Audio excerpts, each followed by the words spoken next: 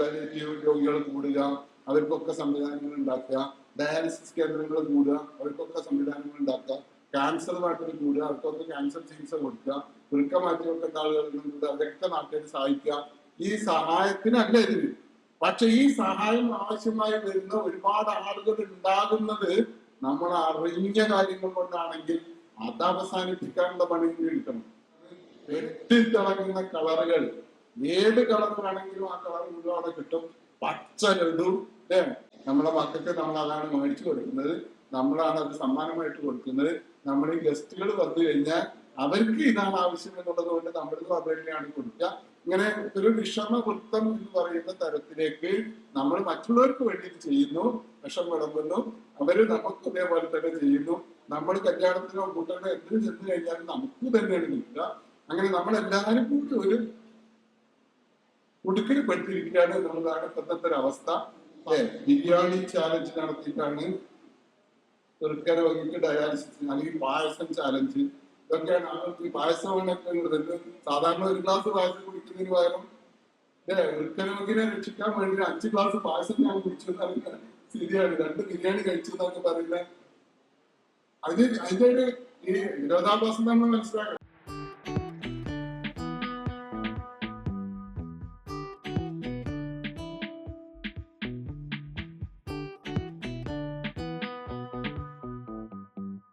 കാരണം ഓരോ ദിവസവും പത്രം വായിക്കുമ്പോൾ, ഓരോ വാർത്തകൾ കേൾക്കുമ്പോൾ, നമ്മുടെ സുഹൃത്തുക്കൾ ആരെങ്കിലും ഒക്കെ തന്നെ ആശുപത്രിയിലേക്ക് പോകുമ്പോൾ, സന്ദർശിക്കുമ്പോൾ ഒക്കെ നമുക്ക് നമ്മൾ പങ്കുവെക്കുന്ന ആശങ്കകളും ആശയങ്ങളും ഒക്കെ തന്നെയാണ് നമ്മുടെ മുമ്പിലുള്ള യഥാർത്ഥ പ്രശ്നം. പക്ഷെ ഇതൊക്കെ പ്രശ്നമായിട്ട് നിൽക്കുക എന്നുള്ളതല്ലാതെ ഇതിനെ മറികടക്കുന്ന തരത്തിലേക്ക് എന്ത് ചെയ്യാൻ കഴിയും എന്നുള്ളതാണ് നമ്മുടെ ചോദ്യം. ശാസ്ത്രപക്ഷത്തിനെ സംബന്ധിച്ചിടത്തോളം നമ്മളൊരു പ്രശ്നത്തെ മനസ്സിലാക്കുന്നു, ആഴത്തിൽ മനസ്സിലാക്കാൻ നമ്മളതിന്റെ എല്ലാ തരത്തിലും അതിനെ തിരിച്ചറിയാൻ ശ്രമിക്കുന്നു. അത് തിരിച്ചറിയുക എന്നുള്ളത് അവസാനിക്കുന്നതല്ല, പരിഹാരം കണ്ടെത്താനും കൂടിയാണ്. പരിഹാരം കണ്ടെത്തുകയും അത് പ്രയോഗിക്കുകയും ആ പ്രയോഗത്തിലൂടെ എത്രമാത്രം നമ്മൾ വിജയിച്ചു, ഇനി അടുത്ത പ്രാവശ്യം പറ്റിയ തെറ്റുകളൊക്കെ പരിശോധിച്ച് തിരുത്തി വീണ്ടും എങ്ങനെ ആ ഉത്തരം ശക്തിപ്പെടുത്താം എന്നുള്ള ശാസ്ത്രത്തിന്റെ രീതി ജീവിതത്തിൽ പ്രയോഗിക്കുന്ന ആളുകൾ എന്നുള്ള നിലക്ക് ആരോഗ്യ രംഗത്തും കേരളത്തിനകത്ത് നമ്മൾ വലിയ നേട്ടം ഉണ്ടാക്കിയിട്ടുണ്ടെങ്കിലും അതിനപ്പുറത്തേക്ക് പോകാനുള്ള ഉത്തരവാദിത്വം നമുക്കുണ്ട്. അതിന് ജനങ്ങളെ തയ്യാറാക്കാനുള്ള ഉത്തരവാദിത്തമാണ് നമുക്കുള്ളത്.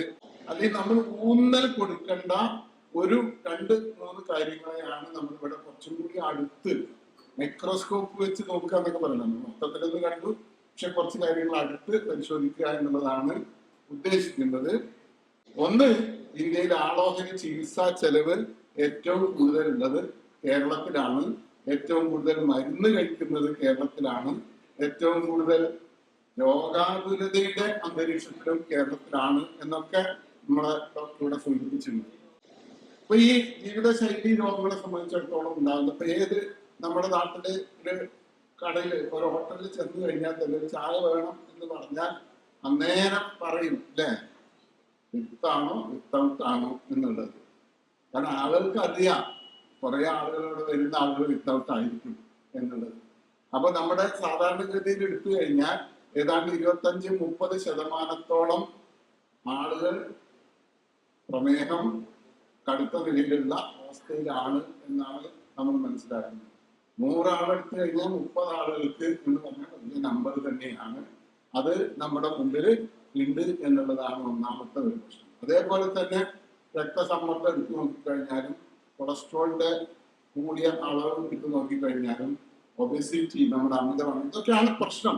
ഈ പ്രശ്നമൊക്കെ എല്ലാവർക്കും അറിയാം. നമ്മൾ അതിന് ഒന്നും കൂടി അടുത്ത് നമ്മളൊരു ക്ലാസ് ഒക്കെ എടുക്കുമ്പോൾ എന്താണ് ഇത് എന്നുള്ളതിന്റെ തിയറി നമുക്കൊന്ന് പറഞ്ഞു കൊടുക്കാനാണ് നമ്മൾ ഉദ്ദേശിക്കുന്നത്. ഇപ്പൊ ബ്ലഡ് പ്രഷർ, രക്തസമ്മർദ്ദം എന്ന് പറയുന്നത്, രക്തസമ്മർദ്ദം എന്ന് പറയുന്നത് വാസ്തവത്തിൽ ഒരു കുഴപ്പമല്ല, കുറ്റമല്ല.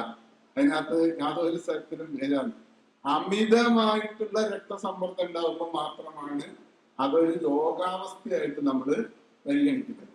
കാരണം രക്തസമ്മർദ്ദം എന്ന് പറയുന്നത് നമ്മുടെ ജീവൻ നിലനിർത്തണമെങ്കിൽ അത്യാവശ്യമായിട്ടുള്ള കാര്യമാണ് ബ്ലഡ് പ്രഷർ എന്ന് പറയുന്നത്. നമ്മുടെ ഹൃദയം ഓരോ പ്രാവശ്യം ചുരുങ്ങുമ്പോൾ ഈ രക്തം എത്ര ശക്തിയോടുകൂടിയാണ് നമ്മുടെ രക്തക്കുഴലിനകത്തേക്ക് തള്ളുന്നത് എന്നുള്ളതിന്റെ അടിസ്ഥാനത്തിലാണ് രക്തസമ്മർദ്ദം ഉണ്ടാകുന്നത്. കാരണം അങ്ങനെ രക്തം ഓരോ പ്രാവശ്യം നമുക്കറിയാം, നാഡീമിടിപ്പ് ഹൃദയം ഒരു മിനിറ്റിൽ 72 പ്രാവശ്യം അല്ലെങ്കിൽ 80 പ്രാവശ്യം നമ്മളൊക്കെ ഓടി വന്നു കഴിഞ്ഞാൽ ചിലപ്പോൾ അതിനേക്കാൾ എണ്ണം കൂടുതലൊക്കെ നമ്മൾ നാഡീമിടിപ്പ് എടുത്ത് നോക്കിക്കഴിഞ്ഞാൽ നമുക്കറിയാം ഹൃദയം ഒരു മിനിറ്റിൽ തന്നെ അത്ര പ്രാവശ്യം ചുരുങ്ങുകയും വികസിക്കുകയും ചെയ്യുന്നുണ്ട്. ഓരോ പ്രാവശ്യം ചുരുങ്ങുമ്പോഴും നമുക്കറിയാം ഹൃദയം എന്ന് പറയുന്നത് 4 അറകളുള്ള ഒരു അവയവമാണ്. അതിനകത്ത് ഇടത് ഭാഗത്തുള്ള താഴത്തുള്ള അറയിലുള്ള രക്തമാണ് ചുരുങ്ങുമ്പോൾ ഒന്നിച്ച് അങ്ങ് നമ്മുടെ വലിയ അയോർട്ട എന്ന് പറയുന്ന വലിയ ധമനിയിലേക്ക് രക്തക്കുഴലിലേക്ക് തള്ളിവിടുന്നു. അപ്പൊ അങ്ങനെ പോകുമ്പോൾ അവിടെ ഒരു വാൽവുണ്ട്. നമ്മളെ രക്തത്തിന്റെ ഈ നമ്മുടെ വെൻട്രിക്കിൾ ചുരുങ്ങുമ്പോൾ ശക്തിയായിട്ട് ഈ വാൽവ് തുറന്ന് രക്തം അതിനകത്തേക്ക് പ്രവേശിക്കും. ആ വലിയ ആർട്ടറിയിൽ നിന്നാണ്, മഹാധമനിയിൽ നിന്നാണ് നമ്മൾ ചെറിയ ചെറിയ ചെറിയ ധമനികളായിട്ട് നമ്മുടെ ശരീരത്തിന്റെ എല്ലാ ഭാഗത്തേക്കും രക്തം എത്തിക്കൊണ്ടിരിക്കുന്നു. അപ്പൊ ആ രക്തം അതിനകത്ത് പ്രവേശിക്കുമ്പോൾ രക്തക്കുഴലിൽ നമ്മുടെ ബ്ലഡ് വെസൽ, രക്തക്കുഴലിന്റെ പ്രത്യേകത ഉണ്ട്. ഈ രക്തക്കുഴല് ഒരു എലാസ്റ്റിസിറ്റി ഉള്ള രക്തക്കുഴലാണ്. രക്തക്കുഴലിന് വികസിക്കാൻ കഴിയും, ചുരുങ്ങാൻ കഴിയും. അപ്പൊ അത് അതിനകത്ത് പ്രഷർ കൂടുമ്പോൾ അത് വികസിക്കും, അത് ആ പ്രഷർ കുറയുമ്പോൾ അപ്പുറത്തേക്ക് മാറും. അപ്പൊ ഇങ്ങനെ ചുരുങ്ങുകയും വികസിക്കുകയും ചെയ്യുമ്പോൾ ഒരു ഗോളങ്ങളായിട്ടാണ് രക്തം അതിനകത്ത് ഒഴുകിക്കൊണ്ടിരിക്കുന്നത്. എല്ലാം വികസിക്കും, അപ്പുറത്തേക്ക് നീങ്ങുമ്പോൾ ഈ ഭാഗത്ത് ചുരുങ്ങും, അപ്പുറത്തേക്ക് വികസിക്കും, ഇങ്ങനെ പോയിക്കൊണ്ടിരിക്കുന്ന ഒരു സംവിധാനമാണ്. പക്ഷെ ഇതിലൊരു പ്രശ്നം എന്ന് വിചാരിച്ചു കഴിഞ്ഞാൽ, അപ്പൊ ഈ എത്രമാത്രം ഈ രക്തം അതിനകത്ത് പ്രവേശിക്കുമ്പോൾ രക്തക്കുഴലിന്റെ ഭിത്തിയിൽ സൈഡിലേക്ക് എത്ര ശക്തിയായിട്ട് തള്ളുന്നു എന്നുള്ളതാണ് നമ്മൾ അളക്കുന്നത്. അതിന്റെ ആ ശക്തിയാണ് ബ്ലഡ് പ്രഷർ എന്ന് പറയുന്നത്. അതേപോലെ തന്നെ അപ്പൊ ഏറ്റവും കൂടുതൽ രക്തം വരുമ്പോൾ പുറത്തേക്ക് തള്ളുന്ന അവസ്ഥ, പിന്നെ അത് തിരിച്ചു പോകുമ്പോൾ അത് പൂർണ്ണമായിട്ട് ചുരുങ്ങി 0 ആകുക എന്നുള്ളതല്ല. അപ്പോഴും കുറച്ച് ബ്ലഡ് അവിടെ ഉണ്ടാവും, പൂർണ്ണമായിട്ട് ചുരുങ്ങുന്നില്ല. കുറച്ച് വെക്കും, കുറച്ച് വികസിക്കും, കുറച്ച് ചുരുങ്ങും. ചുരുങ്ങുമ്പോഴും അതിനകത്ത് കുറച്ച് ഉണ്ടാവും, അപ്പോഴും ഒരു പ്രഷർ ഉണ്ടാവും. അതുകൊണ്ട് എപ്പോൾ ശക്തിയായിട്ട് പുറത്തേക്ക് തള്ളുന്ന സമയത്തുള്ള പ്രഷറിനാണ് സിസ്റ്റോളിക് പ്രഷർ എന്ന് നമ്മൾ പറയുന്നത്. അതാണ് കൂടി നിൽക്കുന്ന അവസ്ഥ. അത് ചുരുങ്ങി അത് അപ്പുറത്തേക്ക് പോയുമ്പോൾ ആ രക്തക്കുഴൽ ചുരുങ്ങി വരും. അങ്ങനെ ചുരുങ്ങി ഏറ്റവും അവസാനം എത്തുമ്പോഴും അതിനകത്ത് കുറച്ച് ബ്ലഡ് ഉണ്ടാവും, കുറച്ചൊരു പ്രഷർ ഉണ്ടാവും. ആ പ്രഷറിനെയാണ് നമ്മൾ ഡയസ്റ്റോളിക് പ്രഷർ എന്ന് പറയുന്നത്. അത് ഹൃദയത്തിനകത്തും അങ്ങനെ തന്നെയാണ്. ഹൃദയത്തിന്റെ അറ ചുരുങ്ങുമ്പോൾ അതിനകത്തൊരു പ്രഷർ ഉണ്ടാവും. അതേപോലെ തന്നെ ഹൃദയത്തിന്റെ അറ തുറന്ന് വികസിക്കുമ്പോൾ, കാരണം അത് വികസിക്കുമ്പോഴാണ് തിരിച്ച് അതിനകത്തേക്ക് ബ്ലഡ് വന്ന് നിറയുന്നത്. ഇപ്പൊ ഈ താഴത്ത് ഇടതുഭാഗത്ത് താഴത്തുള്ള വെൻട്രിക്കിളിലേക്ക് ശ്വാസകോശത്തിൽ നിന്ന് നമ്മുടെ രക്തം ഓക്സിജനൊക്കെ സ്വീകരിച്ച് ഓക്സിജൻ ഉള്ള രക്തമാണ് തിരിച്ച് അതിനകത്തേക്ക് ഫില്ല് ചെയ്യുന്നത്. വീണ്ടും ചുരുങ്ങുമ്പോൾ അവിടേക്ക് വരുന്ന വാൽവ് അടയുകയും നമ്മുടെ ധമനിയിലേക്കുള്ള വാൽവ് അയോർട്ടയിലേക്കുള്ള വാൽവ് തുറക്കുകയും അങ്ങോട്ട് പമ്പ് ചെയ്യുകയും ചെയ്യും. അങ്ങനെയാണ് ആ പമ്പ് വർക്ക് ചെയ്തുകൊണ്ടിരിക്കുന്നത്. അത് വികസിക്കുമ്പോൾ നമ്മുടെ ഈ ശ്വാസകോശത്തിൽ നിന്ന് ഉള്ള രക്തം അതിലേക്ക് നിറയും. അത് വീണ്ടും ചുരുങ്ങുമ്പോൾ അതാണ് ഈ പമ്പ് എന്നുള്ള സിസ്റ്റത്തിനകത്തേക്ക് പോകുന്നത്. നേരെ തിരിച്ച് നമ്മുടെ ശരീരത്തിന്റെ വിവിധ ഭാഗങ്ങളിൽ നിന്ന് വരുന്ന രക്തം നമ്മുടെ റൈറ്റ് സൈഡില് ഓറിക്കിളിൽ വരും. അത് ചുരുങ്ങുമ്പോൾ അത് താഴത്തെ വെൻട്രിക്കിളിലേക്ക് വരും. പലത് ഭാഗത്തുണ്ട്. അത് ചുരുങ്ങുമ്പോൾ അവിടുത്തെ രക്തം നമ്മുടെ ശ്വാസകോശത്തിലേക്ക് പോകും. ഇങ്ങനെ ആണ് നമ്മുടെ രക്തചംക്രമണം നടന്നുകൊണ്ടിരിക്കുന്നത്. എന്തായാലും അത് ഏറ്റവും ശക്തിയായിട്ട് നിൽക്കുമ്പോൾ നമുക്ക് സിസ്റ്റോളിക് ബ്ലഡ് പ്രഷർ ഉണ്ടാവും. അത് ചുരുങ്ങി നിൽക്കുമ്പോൾ ഡയസ്റ്റോളിക് ബ്ലഡ് പ്രഷർ ഉണ്ടാവും. ഈ 2 പ്രഷറും നമ്മുടെ ബ്ലഡ് പരിശോധിക്കുന്ന BP അപ്പാരറ്റസ് അല്ലെങ്കിൽ സ്പിഗ്മോ മാനോമീറ്റർ വെച്ചിട്ട് നമ്മൾ ഞെക്കി നോക്കുമ്പോൾ ഈ രക്തത്തിന്റെ 2 അളവും നമുക്ക് അളക്കാൻ കഴിയും. വളരെ സിമ്പിൾ ആയിട്ടാണ്. ഇപ്പോ ഡിജിറ്റൽ ആയിട്ടുള്ള ഓട്ടോമാറ്റിക് ആയിട്ട് അളക്കാവുന്ന യന്ത്രങ്ങളുണ്ട്. പക്ഷെ എന്താണെന്നാലും 2 വാല്യൂ നമുക്ക് കിട്ടും. അതിപ്പോ 180 അല്ലെങ്കിൽ 140, 80 എന്ന് പറയുന്നത്. 140 എന്ന് പറയുന്നതാണ് സിസ്റ്റോളിക് എന്നുള്ള പ്രഷർ. അതേപോലെ തന്നെ 80 എന്ന് പറയുന്നതാണ് നമ്മുടെ ഡയസ്റ്റോളിക് പ്രഷർ. ഈ 2 പ്രഷറും നമ്മളെ സംബന്ധിച്ചിടത്തോളം പ്രധാനപ്പെട്ട കാര്യമാണ്. 2-നകത്തും മാറ്റം ഉണ്ടാകുമ്പോൾ ഒരു ഘട്ടത്തിൽ കൂടുതൽ അത് കൂടുമ്പോൾ നമ്മുടെ ശരീരത്തിലെ പല അവയവങ്ങൾക്കകത്തും തകരാറുകൾ ഉണ്ടാവും. അതാണ് ഇതിനകത്തുള്ള ഒരു പ്രശ്നം.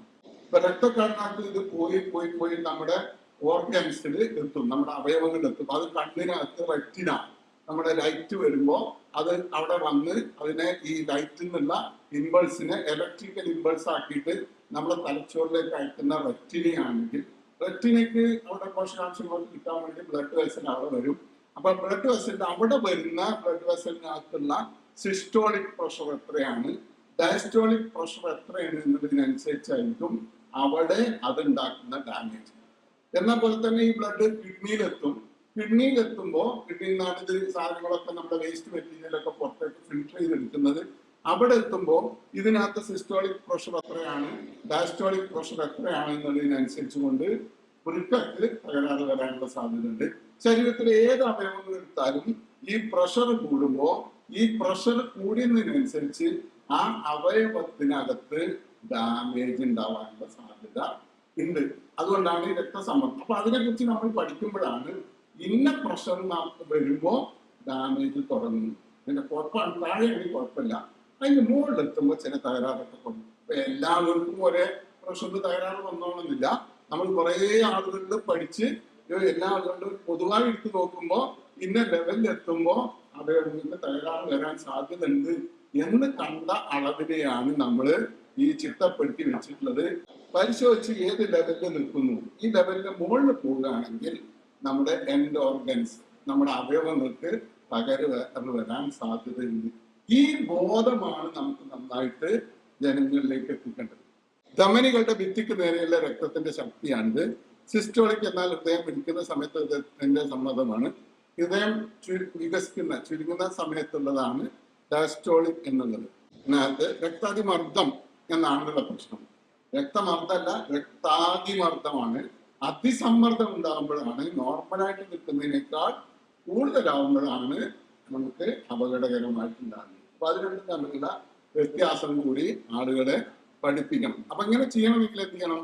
രക്താതിമർദ്ദം ഒഴുക്കപ്പെട്ട ഉയർന്ന രക്തമർദ്ദം അപകടകരമാണ്. കാരണം ഇത് ശരീരത്തിലേക്ക് രക്തം വന്നിച്ചതിന് ഹൃദയത്തെ കഠിനമായി പ്രവർത്തിപ്പിക്കുകയും ധമനികളുടെ കാഠിന്യം അല്ലെങ്കിൽ രക്തപ്രവാഹത്തിന് കാരണമാകും, സ്പന്ദനം ഉൾപ്പെടെ ഉണ്ടാവും.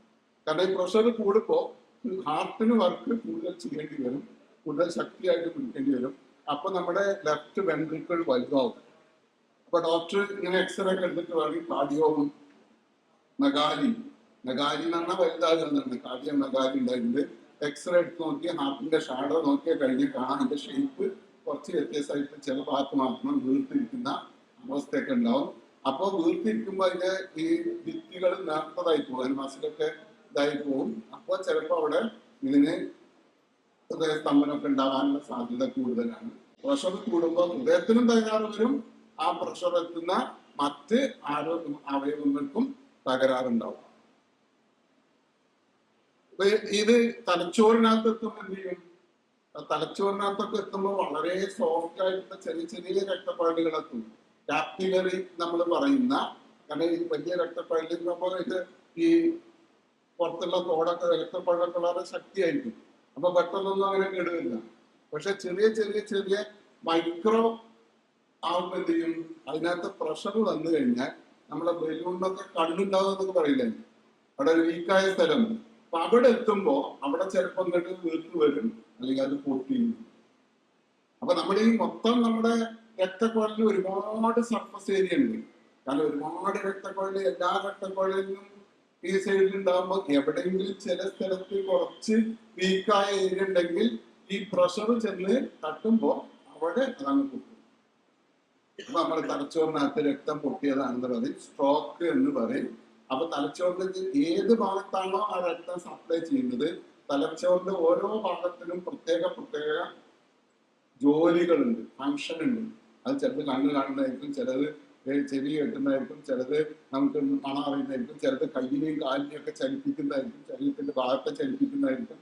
നമ്മുടെ ശരീരത്തിലെ ഹൃദയം ഉൾപ്പെടെ എല്ലാ ശരീരഭാഗങ്ങളെയും നിയന്ത്രിക്കുന്ന ഡിപ്പാർട്ട്മെന്റുകളൊക്കെ ഉള്ളത് സെക്രട്ടേറിയറ്റ് മതിയാണ്. കേരളത്തിലെ മുഴുവൻ ഡിപ്പാർട്ട്മെന്റിന്റെ കേന്ദ്രം അവിടെയാണ്. മന്ത്രി സ്ഥാനമൊക്കെ ഇരിക്കുന്ന ഓഫീസൊക്കെ ഇരിക്കുന്ന പോലെ തന്നെ. അപ്പൊ ഏതിനകത്തേക്കാണോ ഫണ്ട് ഇല്ലാത്തത്, ഏതിനകത്താണോ കറണ്ട് പോയത് എന്നുള്ള രീതിയിലാണ് ബ്ലഡ് പൊട്ടിപ്പോകുക, അതിന്റെ ഫംഗ്ഷൻ നിൽക്കും. അപ്പൊ അതിൽ ഒരു പ്രധാനപ്പെട്ട കാരണം അവിടെ കേടുണ്ടാവും ചിലപ്പോ, അതിന്റെ കൂടെ പ്രഷർ കൂടിയത് കൂടിയാണ്. പ്രഷർ ക്രമാതീതമായി കൂടിയാൽ പ്രത്യേകിച്ച് പിന്നെ അതിന്റെ കൂടെ ദേഷ്യം പിടിച്ചു കഴിഞ്ഞാൽ പ്രഷർ കൂടും, സിഗരറ്റ് വലിച്ചാൽ പ്രഷർ കൂടും, ചില സ്ട്രെസ് വരുമ്പോൾ പ്രഷർ കൂടും, പല കാരണങ്ങളും ചില മരുന്നുകൾ കഴിച്ചാൽ പ്രഷർ കൂടും, പല പല കാരണങ്ങൾ കൊണ്ട് പ്രഷർ കൂടാം. അങ്ങനെ കൂടുന്നതും കൂടി ആൾറെഡി ഉള്ളതിന്റെ മുകളിൽ അത് കൂടി കൂടിക്കഴിഞ്ഞാൽ എപ്പോഴത് പൊട്ടുക നമുക്ക് പറഞ്ഞുകൂടാ, അതൊരു സാധ്യതയാണ്. അപ്പൊ നമ്മൾ ഇതിന്റെ ഒരു ഗൗരവം ജനങ്ങളെ ബോധ്യപ്പെടും. അപ്പൊ ഇവിടെ ഏറ്റവും പ്രധാനം നമ്മുടെ ഏത് പ്രധാനപ്പെട്ട അവയവവും തലച്ചോറ്, ഹൃദയം, അതേപോലെ തന്നെ ലിവറ്, അതേപോലെ തന്നെ നമ്മുടെ ഈ വൃക്ക, റെറ്റിന, ഇങ്ങനെ പ്രധാന അവയവങ്ങൾക്കൊക്കെ ഇത് അടിച്ചു പോകാനുള്ള സാധ്യത നമ്മുടെ മുമ്പിലുണ്ട് എന്നുള്ളതാണ് ഏറ്റവും ഇപ്പൊ പ്രമേയത്തെക്കാൾ സൈലന്റ് കില്ലർ എന്ന് പറയുന്നത് വാസ്തവത്തിൽ ഹൈപ്പർ ടെൻഷനാണ്, രക്താതിമർദ്ദമാണ്. ഈ നമ്മളെ കേരള മലയാളികളൊക്കെ ഏറ്റവും കൂടുതൽ, കാരണം മറ്റേതൊക്കെ വരുമ്പോൾ നമുക്ക് പ്രമേയം വരുന്നത് സ്വഭാവമൊക്കെ അറിയാം, ഇത് പെട്ടെന്ന് തന്നെ ചിലപ്പോൾ അടിച്ചു പോകും. ഏറ്റവും കൂടുതൽ അപകടം ഉണ്ടാക്കും, കാരണം ഇത് പ്രഷർ കൂടുന്നു നമ്മൾ അറിയില്ല. ഇങ്ങനെ കുറച്ച് കൂടി വരുമ്പോഴൊന്നും നമുക്കത് തിരിച്ചറിയാൻ കഴിയില്ല, അതിന്റെ ബുദ്ധിമുട്ടൊന്നും ഉണ്ടാവേണ്ട കഴിയില്ല. പക്ഷെ ഫൈനൽ അടി അടിക്കുമ്പോഴേ നമുക്ക് തിരിച്ചറിയാൻ കഴിയുമെന്ന്. അതുകൊണ്ട് തന്നെ അതിന്റെ ഡാമേജ് കൂടുതലും. ഇപ്പൊ സാധാരണഗതിയിൽ 120 mm/HD, പിന്നെ ഏറ്റവും ചെറുപ്രായത്തിൽ യുവാക്കള് നല്ല അത്ലറ്റ് ആയി കഴിഞ്ഞാലൊക്കെ അത് കുറഞ്ഞുണ്ടാവും. പിന്നെ പ്രായം കൂടുന്നതിനനുസരിച്ച് പ്രഷർ കുറച്ച് കൂടി വരും. കാരണം ഈ പ്രഷർ കൂടുന്നത് നമ്മുടെ ഈ രക്തക്കുഴലിന്റെ എലാസ്റ്റിസിറ്റിയെ ബാധിക്കുന്ന എല്ലാ പ്രശ്നങ്ങളും പ്രഷർ കൂടും. എലാസ്റ്റിസിറ്റി കൂടുന്ന പല കാരണങ്ങളാണ് എന്ന് വെച്ചാൽ അതിനകത്ത് എലാസ്റ്റിസിറ്റി എന്ന് പറഞ്ഞാൽ അതിനകത്തുള്ള അതിന്റെ സ്ട്രക്ചറും അതിന്റെ ഘടനയാണ്. ഈ ഘടനയെ ബാധിക്കുന്നപ്പോൾ നമ്മൾ സിഗരറ്റ് വലിക്കുമ്പോൾ സിഗരറ്റിനകത്തുള്ള ഒരുപാട് കെമിക്കൽ ഉണ്ട്. ഈ കെമിക്കലുകളൊക്കെ ഇതിനെ ബാധിക്കാൻ സാധ്യതയുള്ള കുറെ കെമിക്കലുകൾ. അപ്പൊ എന്ത് ചെയ്യും, നമ്മുടെ രക്തക്കുഴൽ കുറച്ചും കൂടെ ഒക്കെ സ്ട്രോങ് ആയിട്ട് അതിനായിട്ട് വികസിക്കാനൊന്നും കഴിയില്ല. അപ്പൊ വികസിക്കുന്നതിന്റെ എലാസ്റ്റിസിറ്റി കുറയുമ്പോൾ, എലാസ്റ്റികത കുറയുമ്പോൾ എന്ത് ചെയ്യും, അതിനകത്തേക്ക് ഹൃദയം കൂടുതൽ ശക്തിയായിട്ട് അടിക്കേണ്ടി വരും. ഒരു പ്രായമാകുമ്പോൾ അത് തന്നെയാണ് ചെയ്യുന്നത്. പ്രായമായിക്കൊണ്ടിരിക്കുമ്പോൾ ഇതിന്റെ എലാസ്റ്റിസിറ്റി കുറയും, പ്രഷർ കൂടി വരും. അതേപോലെ തന്നെ ഉപ്പ് വളരെ പ്രധാനപ്പെട്ട ഒരു സംഭവമാണ്.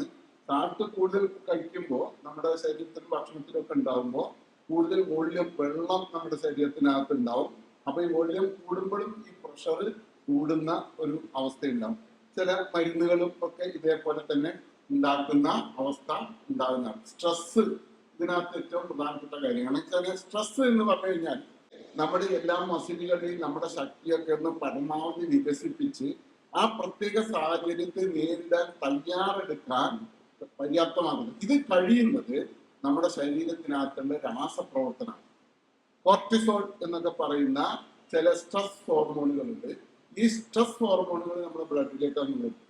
അപ്പൊ ബ്ലഡിലേക്ക് വരുമ്പോൾ നമ്മുടെ താൽക്കാലികമായിട്ട് നമ്മുടെ ശരീരത്തിന് ഒന്നുകിൽ അവിടെ നിന്ന് പെട്ടെന്ന് ഓടി രക്ഷപ്പെടാൻ നമ്മുടെ മസിലുകളും ശക്തിയും നമുക്ക് തന്നെ അറിഞ്ഞൂടെ, ഞാനിങ്ങനെ ഓടി എന്നൊക്കെ പറയുന്ന തരത്തിൽ നമുക്ക് സാധാരണഗതിയിൽ നമുക്ക് പ്രയോഗിക്കാൻ കഴിയാത്ത വലിയ ശക്തിയിൽ നമുക്ക് ഓടാൻ, അല്ലെങ്കിൽ അതേപോലെ തന്നെ അതിൽ തിരിച്ചാക്രമിക്കാൻ ഒക്കെ ഉള്ള ഒരു ശക്തി വരുന്നത് ഇങ്ങനെ കെമിക്കൽ. പക്ഷെ ഈ കോർട്ടിസോൾ ഉൾപ്പെടെയുള്ള സ്ട്രെസ് ഹോർമോണുകൾ ഇത് ഇടും മാത്രം ഈ ശക്തി തരും. പക്ഷെ അത് അതിന്റെ സൈഡ് എഫക്റ്റ് ആയിട്ട് നമ്മുടെ രക്തക്കുഴലുകൾക്കൊക്കെ ഡാമേജുകൾ ഉണ്ടാകും. നല്ല സ്ഥലത്ത് അതിങ്ങനെ ഇടക്കിടക്ക് വന്നുകൊണ്ടിരിക്കുകയാണെങ്കിൽ, ക്രോണിക് സ്ട്രെസ് ആണെങ്കിൽ നമ്മുടെ രക്തക്കുഴലിന്റെ ഇലാസ്തികതയ്ക്കൊക്കെ തയ്യാറാകും. അപ്പൊ അതും ഒരു അതുകൊണ്ടാണ് ഈ സ്ട്രെസ് ഉള്ള ആൾക്കാരെ സംബന്ധിച്ചിടത്തോളം പ്രഷർ അതിന്റെ കൂടെ തന്നെ വർദ്ധിച്ചു വരുന്നു എന്ന് പറയുന്നത്. അപ്പൊ ഇതൊക്കെ തമ്മിൽ പരസ്പരം ബന്ധപ്പെട്ടുകൊണ്ടിരിക്കുന്നതാണ്. അപ്പൊ ഉയർന്ന രക്തസമ്മർദ്ദം 120 സിസ്റ്റോളിക് ആയിട്ട് ഏറ്റവും ഹെൽത്തി ആയിട്ട് നിൽക്കുന്നത്. അത് തിരിച്ചു വരുമ്പോൾ അത് 80 വരെ താഴും, വീണ്ടും 120 വരെ പോകും എന്ന തരത്തിലാണ് നടന്നുകൊണ്ടിരിക്കുക. ഇവിടെ ഉണ്ടാകുന്നത് ഉയർന്ന സമ്മർദ്ദം ഉണ്ടാകുമ്പോൾ ഈ രക്തക്കുഴലിന് അകത്തുള്ള പല ലെയറുകളുണ്ട്. രക്തക്കുഴൽ തന്നെ എടുത്തു കഴിഞ്ഞാൽ ഒറ്റ കുഴലിന്റെ തൊലിയാണെങ്കിലും അതിനകത്തുള്ളിലൊരു തൊലി, അതിന്റെ നടുക്കൊരു തൊലി, പിന്നെ പുറത്തൊരു തൊലി. ഇപ്പൊ ഈ ടയറൊക്കെ എടുത്ത് നോക്കി കഴിഞ്ഞിട്ടല്ലോ പുറത്തൊക്കെ ഉള്ള പോലെ തന്നെയാണ് അതിനും ഉള്ളത്. അപ്പൊ അതിനകത്ത് ഉള്ളിലുള്ള തൊലിക്ക് ചിലപ്പോൾ എന്തെങ്കിലും തരത്തില് ചെറിയ പൊട്ടലോ കിഴറൊക്കെ വന്നു കഴിഞ്ഞാൽ അത് റിപ്പയർ ചെയ്യും. റിപ്പയർ ചെയ്യാന്ന് പറഞ്ഞപ്പോ നമ്മുടെ നാട്ടിൽ ഇവിടെ മുറിവ് വന്നാൽ എന്ത് സംഭവിക്കും? നമുക്ക് എന്തെങ്കിലും ഒരു മുറിവ് പറ്റി മുറിവ് വന്നാൽ ഉടനെ കുറച്ച് രക്തം വരും, പിന്നെ രക്തം കട്ട പിടിക്കും, അവിടെ നിന്ന് ആ മുറിവ് മാറുമ്പോൾ ഒരു പക്ഷേ നമുക്ക് നേരത്തെ ഉണ്ടായിരുന്ന പോലെയുള്ള തൊലിയല്ല ഉണ്ടാവുക. അല്ലെ? തിരിച്ചു വരുന്ന തൊലി ചിലപ്പോൾ അവിടെ തഴമ്പുമായിട്ടോ അത് വേറെ വ്യത്യസ്തമായ തൊലി, ആ തൊലിക്ക് ചിലപ്പോൾ ഇത് വയ്ക്കാനും നൂടാനുള്ള കഴിവുണ്ടാവില്ല, വ്യത്യസ്തമാവും. രക്തക്കുഴലിനകത്തുള്ള അതിന്റെ ഇന്തിമ എന്ന് പറയുന്ന അകത്തുള്ള തൊലി ചിലപ്പോൾ ചെറിയ കീറലും പൊട്ടലൊക്കെ ഉണ്ടാക്കുമ്പോൾ നമ്മുടെ ഈ കെമിക്കലൊക്കെ ഉണ്ടാക്കുന്നത് ഈ ഡാമേജ് ആണ്. ഈ അവിടെ ചെറിയ അതിന്റെ ഡാമേജ് വരുമ്പോൾ അതിന് റിപ്പയർ ചെയ്യുമ്പോൾ ചിലപ്പോൾ ഈ ഇലാസ്റ്റിസിറ്റി കുറയും. അതേപോലെ തന്നെ അവിടെ ഉണ്ടാകുന്ന ഈ നമ്മളെ പൊറ്റ തഴമ്പ് എന്നൊക്കെ പറയുന്ന പോലെയുള്ള സാധനത്തിന്റെ മുകളിൽ രക്തത്തിലുള്ള കൊഴുപ്പുകളും ചുവന്ന രക്താണുക്കളും ഒക്കെ അതിന്റെ മുകളിൽ അടിഞ്ഞുകൂടാനുള്ള സാധ്യത ഉണ്ട്.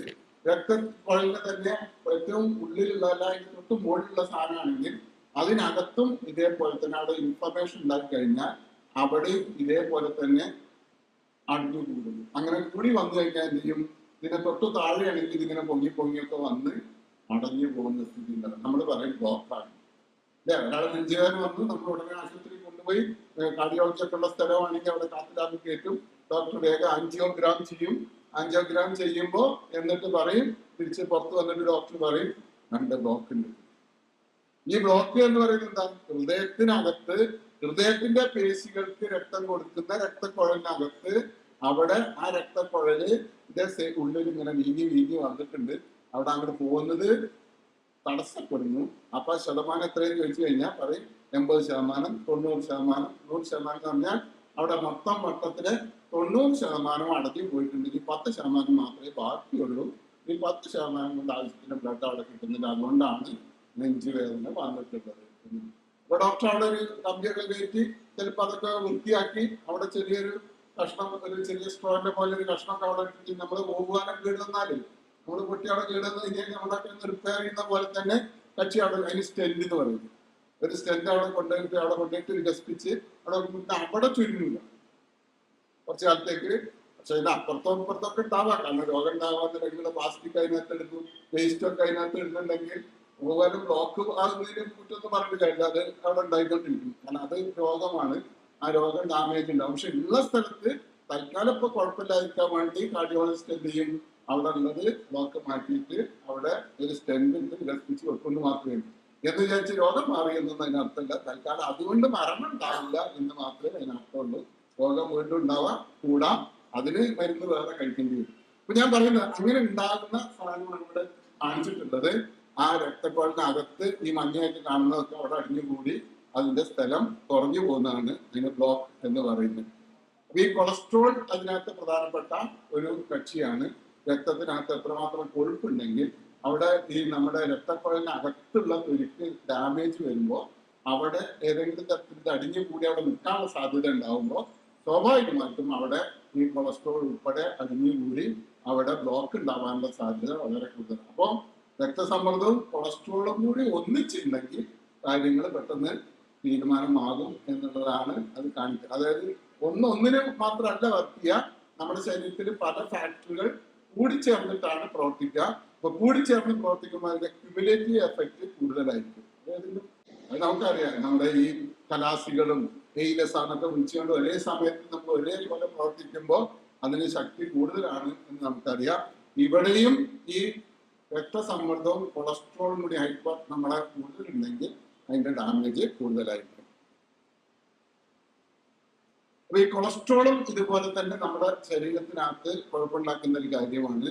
അപ്പൊ ഈ കൊളസ്ട്രോൾ നമ്മൾ രക്തം പരിശോധിച്ചു കഴിഞ്ഞാൽ അതിനകത്ത് ഇങ്ങനെ ആ ടെസ്റ്റ് റിസൾട്ട് കിട്ടുമ്പോൾ കുറെ വാല്യൂ അതിനകത്ത് കാണും. ടോട്ടൽ കൊളസ്ട്രോൾ എന്നുള്ളത് ഉണ്ടാവും. അതേപോലെ തന്നെ അതിനകത്ത് ട്രൈഗ്ലിസറൈഡ് എന്ന് കാണും. അതിനകത്ത് LDL, HDL എന്നൊക്കെ നമ്മൾ കാണും. അതിന്റെ രണ്ട് വ്യത്യസ്ത തരത്തിലുള്ള high density lipoprotein, low density lipoprotein, very low density lipoprotein എന്നൊക്കെ പറഞ്ഞിട്ട് അതിന്റെ കോമ്പണൻസ് ഉണ്ട്. ഇതിനൊക്കെ തന്നെ ഈ ലോ ഡെൻസിറ്റി ഉണ്ടാകുന്ന സാധനങ്ങൾ കുറച്ച് ഡാമേജ് കൂടുതൽ ഉണ്ടാക്കുന്നതാണ്. അപ്പൊ ഇതിന്റെ പ്രൊപ്പോർഷൻ ഒക്കെ എത്രയും നോക്കിയിട്ടാണ് നമ്മളെ കൊളസ്ട്രോൾ കൂടുതൽ ഉണ്ടാകുന്നത് കുഴപ്പം. ആ കൊളസ്ട്രോളിനകത്ത് തന്നെ ലോ ഡെൻസിറ്റി കൊളസ്ട്രോൾ കൂടുതലാണെങ്കിൽ കൂടുതൽ കുഴപ്പം എന്നുള്ളതൊക്കെയാണ് ആ ടെസ്റ്റ് നമ്മളോട് പറയുന്നത്. അപ്പൊ ടെസ്റ്റ് ചെയ്ത് നോക്കുമ്പോൾ നമുക്കറിയാം അത് നേരത്തെ കുഴപ്പമുള്ള സാധനമാണെങ്കിൽ അതിൽ കുഴപ്പങ്ങൾ കൂട്ടാൻ കൂടുതലുണ്ട്. അപ്പൊ നമ്മുടെ നാട്ടിലുള്ള ആൾക്കാർ ടെസ്റ്റ് ചെയ്ത് നോക്കുമ്പോഴും വളരെ കൂടുതലാണ് ഈ ട്രൈഗ്ലിസറൈഡുകളും കൊളസ്ട്രോളുകളും ഒക്കെ ഉള്ളത്. അതിൽ ഈ ലോ ഡെൻസിറ്റി കൊളസ്ട്രോൾ ആണ് ഇവിടെയും ഇത് തന്നെയാണ് ഉണ്ടാവുക, നമ്മുടെ രക്തസമ്മർദ്ദവും ഇതാണ്. അപ്പൊ ഇത് കൂട്ടുമ്പോൾ അതിന്റെ കൂടെ നമുക്ക് കാണാൻ കഴിയുന്ന ഒരു പ്രധാനപ്പെട്ട സാധനമാണ് നമ്മുടെ ഈ പൊണ്ണത്തടി എന്ന് നമ്മൾ പറയുന്നത്. കാരണം നമ്മുടെ ശരീരം ഇതും എവല്യൂഷനുമായിട്ട് ബന്ധപ്പെട്ടുകൊണ്ട് നിൽക്കുന്നതാണ്. അതുകൊണ്ട് നമ്മുടെ അധ്വാനവും നമ്മുടെ ഭക്ഷണവും തമ്മിലുള്ള ഒരു ബന്ധം വളരെ കൃത്യമായിട്ട് എപ്പോഴും മിക്കവാറും അരപ്പട്ടിണിയും മുൾപ്പട്ടിണി എന്നുള്ള അവസ്ഥയിലാണ് നമ്മൾ ലക്ഷക്കണക്കിന് വർഷം ജീവിച്ചിട്ടുണ്ട്. അപ്പൊ നമ്മുടെ ശരീരം എന്ത് ചെയ്യും? ശരീരത്തിന് ആരാണ് സർവൈവ് ചെയ്യുന്നത്? ശരീരത്തിനകത്ത് കിട്ടുന്ന സമയത്ത് കൂടുതൽ കഴിക്കുക, ആ കൂടുതൽ കഴിച്ചത് കുറച്ച് സ്റ്റോർ ചെയ്ത് വെക്കുന്ന ആൾക്കാരാണ് ബാക്കിയാവുക. അവരെ പിന്തുടർന്നക്കാരാണ് നമ്മളുള്ളത്. അപ്പൊ ശരീരത്തിനകത്ത് പല സ്ഥലത്തും ഇങ്ങനെ ഫാറ്റ് സൂക്ഷിച്ചു വെക്കാറുണ്ട്. അപ്പം നമ്മുടെ ശരീരത്തിൽ മെക്കാനിസം ഉണ്ട്. നമ്മൾ ഭക്ഷണം കഴിച്ചാൽ ഗ്ലൂക്കോസ് നമ്മുടെ ശരീരത്തിൽ വരും. ഗ്ലൂക്കോസിന് ലിവറിനകത്ത് എന്തുകൊണ്ട് ഗ്ലൂക്കോസുകളൊക്കെ കൂട്ടിച്ചേർത്ത് ഗ്ലൈക്കോജൻ ആക്കിയിട്ടും ഗ്ലൈക്കോജനുകളൊക്കെ കൂട്ടിച്ചേർത്തുകൊണ്ട് ഫാറ്റ് മോളിക്യൂളും ആക്കാനുള്ള സംവിധാനം നമ്മുടെ ശരീരത്തിനകത്തുണ്ട്. കൂടുതൽ ഭക്ഷണം കിട്ടിയാൽ, കൂടുതൽ ഗ്ലൂക്കോസ് കിട്ടിയാൽ അതൊക്കെ നമ്മൾ ഫാറ്റ് ആയിട്ട് സൂക്ഷിച്ചു വെക്കും. നമുക്ക് ആവശ്യം വന്നാൽ ഭക്ഷണം കിട്ടാതെ ആകുമ്പോൾ നമ്മൾ അവിടുന്ന് ഇത് തിരിച്ചെടുത്ത് ഗ്ലൂക്കോസ് ആക്കി ഉപയോഗിക്കും. കാരണം നമ്മുടെ ശരീരത്തിന്റെ പ്രവർത്തനത്തിന്റെ 20% ഊർജ്ജം ഉപയോഗിക്കുന്നത് തലച്ചോറാണ്. ഈ തലച്ചോറിന് ഹൃദയത്തിന് നമ്മൾ അറിയാതെ പ്രവർത്തിക്കുന്ന ഒരുപാട് സംവിധാനങ്ങളുണ്ട്. ശ്വാസം വലിക്കുന്നത് നമ്മൾ അറിയുന്നില്ല, ഹൃദയം പ്രവർത്തിക്കുന്നത് നമ്മൾ അറിയില്ല, നമ്മൾ ഭക്ഷണം ദഹനം നടത്തുന്നത് നമുക്ക് അറിയില്ല, കിഡ്നി പ്രവർത്തിക്കുന്നത് നമ്മളൊന്നും നമ്മളെ ബോധപൂർവ്വം ചെയ്യുന്നതല്ല. പക്ഷെ ഇതിനൊക്കെ ആവശ്യമുള്ള ഊർജ്ജമാണ്. ഈ ഊർജ്ജം എടുക്കുന്നത് ഇങ്ങനെ സ്റ്റോർ ചെയ്ത സാധനത്തിൽ നിന്ന് നമുക്ക് കിട്ടാതെയായാൽ എടുത്തുകൊണ്ടിരിക്കും. ആ ഒരു മെക്കാനിസം നമ്മളായിട്ടുണ്ട്. ഏത് പച്ചക്കറിയും ഏത് സാധനം വേണമെങ്കിലും, ചിക്കനും പച്ചക്കറിയും മട്ടനും ബീഫും ഒക്കെ ഉപയോഗിച്ച് നമുക്ക് വലിയൊരു ഫ്രിഡ്ജ് നമ്മളെ വീട്ടിൽ കൊണ്ടുവന്ന് വെച്ച് ഇതിലേക്ക് വെക്കാം. ഒക്കെ ഒരു സൂപ്പർ മാർക്കറ്റ് വീട്ടിനകത്തുണ്ടാവും. അതുകൊണ്ട് എപ്പോ കഴിക്കണം തീരുമാനിച്ചാൽ അപ്പം പോയി കഴിച്ച ഭക്ഷണമാണ്. പക്ഷെ നമ്മുടെ യന്ത്രം പഴയതാണ്, ക്ഷാമകാലത്തേക്ക് പറ്റിയ യന്ത്രമാണ്. അതുകൊണ്ട് ഇത് കഴിക്കുമ്പോൾ എന്ത് ചെയ്യും? നമ്മുടെ ശരീരത്തിൽ അറിഞ്ഞൂടായത് ക്ഷാമകാലം വരുമോ, നാളെ കിട്ടാതെയാവോ, നമ്മളെ സൂപ്പർ മാർക്കറ്റൊക്കെ അടച്ച് ഒരു കാലത്തേക്ക് കുറെ കാലത്തിന് അടച്ചു പോകുന്നത് അറിയാത്തതുകൊണ്ട് പക്ഷെ അതൊക്കെ സ്റ്റോർ ചെയ്തു. അതേപോലെ തന്നെ മറ്റൊരു സാധനം കൂടി ഉണ്ട്. നമുക്ക് ഈ ജീവിക്കണമെങ്കിൽ നമുക്ക് നല്ല കാര്യങ്ങൾ ചെയ്യാൻ പറ്റണം. അപ്പൊ ഈ നല്ല കാര്യങ്ങൾ ചെയ്യാൻ നമ്മളെ തലച്ചോറിന് പ്രാപ്തമാക്കുന്ന ഒരു സംവിധാനമുണ്ട്. അതാണ് റിവാർഡ് സിസ്റ്റം എന്ന് പറയാം. നമ്മളെ തലച്ചോറിനകത്ത് തീരുമാനങ്ങൾ എടുക്കുന്ന സാധനങ്ങളുണ്ട്. 2 തരം ഭാഗമുണ്ട്.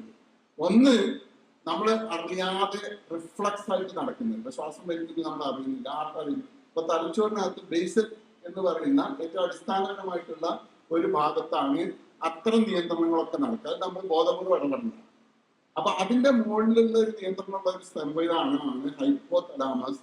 അതേപോലെ തന്നെ ഇങ്ങനെ ചില ഏരിയകളുണ്ട്, അമിഗ്ഡാല എന്നൊക്കെ പറയുന്ന സാധനങ്ങൾ തമ്മിൽ ഇവിടെ ഉള്ള വെച്ചാൽ നമ്മുടെ ഇമോഷൻസ് ഒക്കെ വരുന്നതാണ്. അതായത് നമുക്കൊരു മെസ്സേജ് കിട്ടുമ്പോൾ നമ്മുടെ തലച്ചോറിനകത്ത് നമ്മുടെ ന്യൂറോണുകളുടെ ഇടയ്ക്കുള്ള ഒരു സിഗ്നൽ വന്നു കഴിഞ്ഞാൽ ഇപ്പൊ നമ്മൾ ഈ സൗണ്ട് ആംപ്ലിഫൈ ചെയ്യില്ലേ എന്ന പോലെ തലച്ചോറിനകത്തൊരു സംവിധാനമുണ്ട്. ചെറിയൊരു സിഗ്നൽ വന്നാലും ഈ ഒരു ന്യൂറോണിന് മറ്റൊരു ന്യൂറോണിലേക്ക് കൊടുക്കുമ്പോൾ അതിനൊന്ന് വർദ്ധിപ്പിക്കാൻ വേണ്ടിയിട്ട് കുറച്ച് കൂട്ടാനുള്ള അതിനാണ് സെറോട്ടോണിൻ, ഇത്ര ഡോപ്പാമിൻ, ഈ സാധനങ്ങൾ കുറച്ച് കൂട്ടിച്ചേർത്ത ശക്തി കൂടും. നമ്മൾ അതിനെ ബ്ലോക്ക് ആക്കി വിചാരിക്കാം. അപ്പൊ എന്ത് ചെയ്യും? സിഗ്നലിന്റെ ശക്തി കുറയും. അപ്പൊ ഞാൻ പറഞ്ഞത് നമ്മുടെ തലച്ചോറിനകത്തും ഇങ്ങനെയുള്ള സംവിധാനങ്ങളുണ്ട്. ഈ സെന്ററുകളാണ് എന്ത് ചെയ്യാൻ നമുക്ക് സന്തോഷം നൽകും, റിവാർഡ് സെന്റർ എന്ന് പറയുന്നത്. അപ്പൊ അതിനകത്തുള്ള തലച്ചോറിനകത്തുള്ള ഈ ന്യൂറോ കെമിസ്ട്രിനകത്ത് സ്ട്രെസ് ഹോർമോണുകളും ഇതിന്റെ സാധനങ്ങളുണ്ട്. ഇതിന്റെ ഒരു പ്രത്യേകത എന്താണെന്ന് വെച്ച് കഴിഞ്ഞാൽ നമുക്ക് ഈ ഗാബയാണ് അല്ലെങ്കിൽ മറ്റേ ഡോപ്പാമിനൊക്കെ റിലീസ് ചെയ്യുന്നെങ്കിൽ അത് നല്ല സന്തോഷം ഉണ്ടാകും. ഇത് ചെല്ലുമ്പോൾ നമ്മുടെ തലച്ചോറിനകത്ത് അമിഗ്ഡാലയിലൊക്കെ ഉള്ള സാധനങ്ങളിൽ നമ്മൾ മൊത്തത്തിൽ ഹാപ്പി ആയിട്ടായിരിക്കും ഉണ്ടാവുക. അപ്പൊ നമ്മുടെ ഗെയിമൊക്കെ കളിക്കുമ്പോൾ ചെറിയ കുട്ടികളെ ഒരാളെങ്ങനെ വെടിവെച്ച് കൊല്ലുകയാണെന്ന് വിചാരിക്കും അല്ലെ? അവിടെ ഇരിക്കുമ്പോൾ ഒരാളെ വെടിവെച്ച് കൊല്ലുന്നു, അപ്പൊ നമുക്ക് കുറച്ച് പോയിന്റ് കിട്ടി, അടുത്തൊരു തോക്ക്, ശക്തിയുള്ള തോക്ക് കിട്ടി, അല്ലെങ്കിൽ കാറ് കിട്ടി എന്നൊക്കെ പറയുമ്പോൾ നമുക്ക് വളരെ സന്തോഷം കിട്ടും. സമ്മാനം കിട്ടിയാലും അടുത്ത ആളെ കൊല്ലുമ്പോൾ വീണ്ടും സമ്മാനം കിട്ടും, അടുത്ത ആളെ കൊല്ലുമ്പോൾ വീണ്ടും. ഇത് കുട്ടികൾക്ക് കിട്ടിക്കൊണ്ടിരിക്കുകയാണ് ഗെയിമൊക്കെ കളിക്കുമ്പോൾ. എന്ന പോലെ തന്നെയാണ് നമുക്ക് നല്ല ഭക്ഷണം അല്ലെ, മന്തി ഒക്കെ ഉണ്ടാക്കി വെച്ച് നല്ല മന്തിയുടെ മണമൊക്കെ കിട്ടുമ്പോൾ അവിടെ ചെന്ന് കഴിക്കുമ്പോൾ സന്തോഷം കിട്ടും. ഇങ്ങനെ ഓരോ കള്ളു കുടിക്കുമ്പോൾ കിട്ടും, സിഗരറ്റ് വലിക്കുമ്പോൾ നമുക്ക് കിട്ടും, നമ്മൾ ലൈംഗിക വൃത്തിയിൽ ഏർപ്പെടുമ്പോൾ കിട്ടും, നല്ല സൗഹൃദത്തിൽ നിന്ന് കിട്ടും. ഈ പല കാര്യത്തിനകത്ത് നമ്മൾ ചെയ്യുമ്പോൾ യഥാർത്ഥത്തിൽ നമ്മുടെ ശരീരത്തിനകത്ത് സംഭവിക്കുന്നത് ഈ ഡോപ്പാമിൻ റിലീസ് ചെയ്യാന്നുള്ളതാണ്. ഡോപ്പാമിൻ ഏത് കൊണ്ട് റിലീസ് ചെയ്യുന്നോ അത് വീണ്ടും വീണ്ടും ചെയ്യാനുണ്ട്. അതിൽ ഏറ്റവും കൂടുതൽ ഡോപ്പാമിൻ റിലീസ് ചെയ്യുന്ന സാധനമാണ് ഗ്ലൂക്കോസ്. ഭക്ഷണം കഴിക്കുമ്പോൾ അതിനകത്ത് ഈ ഗ്ലൂക്കോസ് ഉണ്ടെങ്കിൽ നമ്മുടെ വായിൽ ചെന്ന് ഗ്ലൂക്കോസ് ഇങ്ങനെ കിട്ടിക്കഴിഞ്ഞാൽ അത് ഏറ്റവും സന്തോഷം. മധുരം, പഞ്ചസാര അല്ലെങ്കിൽ ഗ്ലൂക്കോസ് എന്ന് പറയുന്നത് ഇത്ര മാത്രം നമുക്ക് സന്തോഷം ഉണ്ടാക്കുന്ന അത് പ്രകൃതിയിൽ നിലനിൽക്കാൻ വേണ്ടിയിട്ടോ. നമ്മള് കഴിക്കുമ്പോ ഭക്ഷണം കഴിക്കാതിരുന്നാൽ ചത്തുപോകും. ഭക്ഷണം കഴിക്കാൻ താല്പര്യം വരണ്ടേ? എന്തിനാത് കഴിക്കും? ഞാൻ എന്തിനാ കഴിക്കുന്ന അസ്ഥിത്വ ദുഃഖം എന്നൊക്കെ പറഞ്ഞ മാതിരി മൃഗങ്ങൾക്ക് തോന്നുകയാണ് ഈ ഭക്ഷണം കഴിച്ചിട്ട് കാര്യം എന്നൊക്കെ ചോദിച്ചു കഴിഞ്ഞാൽ കുറച്ച് പട്ടികൾ ചത്തുപോകും. അപ്പൊ അത് ചെയ്യിക്കാതിരിക്കാൻ ഇതൊന്നും ആലോചിക്കാനുള്ള പറ്റില്ല. പക്ഷെ ഇത് കഴിക്കുമ്പോൾ ഈ സന്തോഷം കിട്ടുന്നതുകൊണ്ടാണ് അത് വീണ്ടും വീണ്ടും ചെയ്യാനുള്ള ത്വര വരുന്നത്. അതോടെ ഞാൻ ഇവിടെ സൂചിപ്പിച്ചത് നമ്മുടെ ഗ്ലൂക്കോസ് കഴിച്ചുകൊണ്ടിരിക്കുമ്പോ നമുക്ക് വലിയ സന്തോഷം കിട്ടും. അപ്പൊ അത് വീണ്ടും വീണ്ടും കഴിച്ചുകൊണ്ടിരിക്കുമ്പോ നമ്മുടെ ശരീരത്തിൽ നേരത്തെയുള്ള ഫാറ്റ് കീപ്പ് ചെയ്യാനുള്ള ഒരുപാട് അറകൾ നമ്മുടെ ശരീരത്തിനകത്തുണ്ട്. അതിലത് സൂക്ഷിച്ചുകൊണ്ടേയിരിക്കും. അതിന് എടുത്ത് ചെലവാക്കുന്ന പരിപാടി നമ്മൾ നിർത്തി നമ്മുടെ വീട്ടില് രാവിലെ ഉറങ്ങി എണീറ്റാൽ ഉടനെ തന്നെ നമുക്ക് എന്ത് ചെയ്യാനും ഇപ്പോൾ വളരെ മെക്കാനിക്കൽ സൗകര്യങ്ങളുണ്ട്. നമുക്ക് പുറത്ത് വീട്ടിൽ നിന്ന് പുറത്ത് സ്കൂളിൽ പോകണമെങ്കിൽ ഓട്ടോറിക്ഷ ഉണ്ട്, അല്ലെങ്കിൽ വണ്ടിയിൽ കയറും, വണ്ടി മുന്നിൽ വന്നിട്ട് പോകും. അവിടെ ആണെങ്കിലും ഇരുന്ന് പഠിക്കാം. തിരിച്ചു വന്നാലും ട്യൂഷനും ടിവിയും ഇന്റർനെറ്റും മാത്രമേ ഉള്ളൂ. അതിനുശേഷം സിനിമയും കണ്ട് ഉറങ്ങുമ്പോഴും ഇത് തന്നെയാണ്. ഇതിനാകെ ചെയ്യാവുന്ന എന്റർടൈൻമെന്റ് എന്നുള്ള പണി ഫ്രിഡ്ജ് തുറക്കുക, കുടിക്കുക, അല്ലെങ്കിൽ കൊക്കക്കോള എടുത്ത് കുടിക്കുക, ഭക്ഷണം കഴിക്കുക, ഇത് കഴിക്കുക എന്നുള്ളതാണ്. ടി വി കണ്ടുകൊണ്ടിരിക്കുമ്പോഴും നമ്മൾ ഇത് ചെയ്തുകൊണ്ടേ ഇരിക്കുന്ന സ്ഥിതി എന്നുള്ളതാണ്.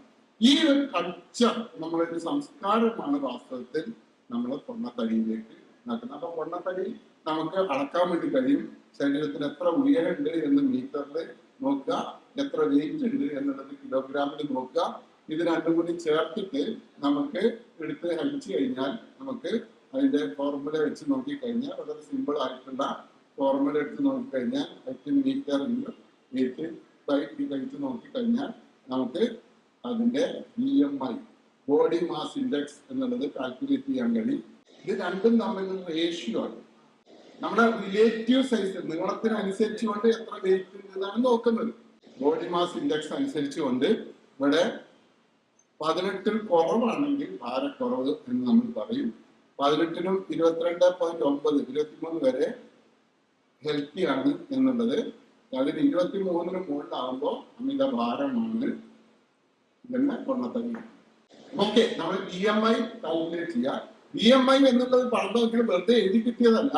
ലോകത്തുള്ള ഒരുപാട് ഗവേഷണ സ്ഥാപനങ്ങളുടെ കണക്കുകളൊക്കെ എടുത്ത് പരിശോധിച്ചിട്ട് BMI ഒരു ലെവലിൽ എത്തുമ്പോൾ അസുഖം ഉണ്ടാവാനുള്ള സാധ്യത കൂടുതലാണ് എന്നുള്ള പല പല പഠനങ്ങളുടെ ഭാഗമായിട്ടാണ് നമ്മൾ കണ്ടെത്തിയിട്ടുള്ളത്.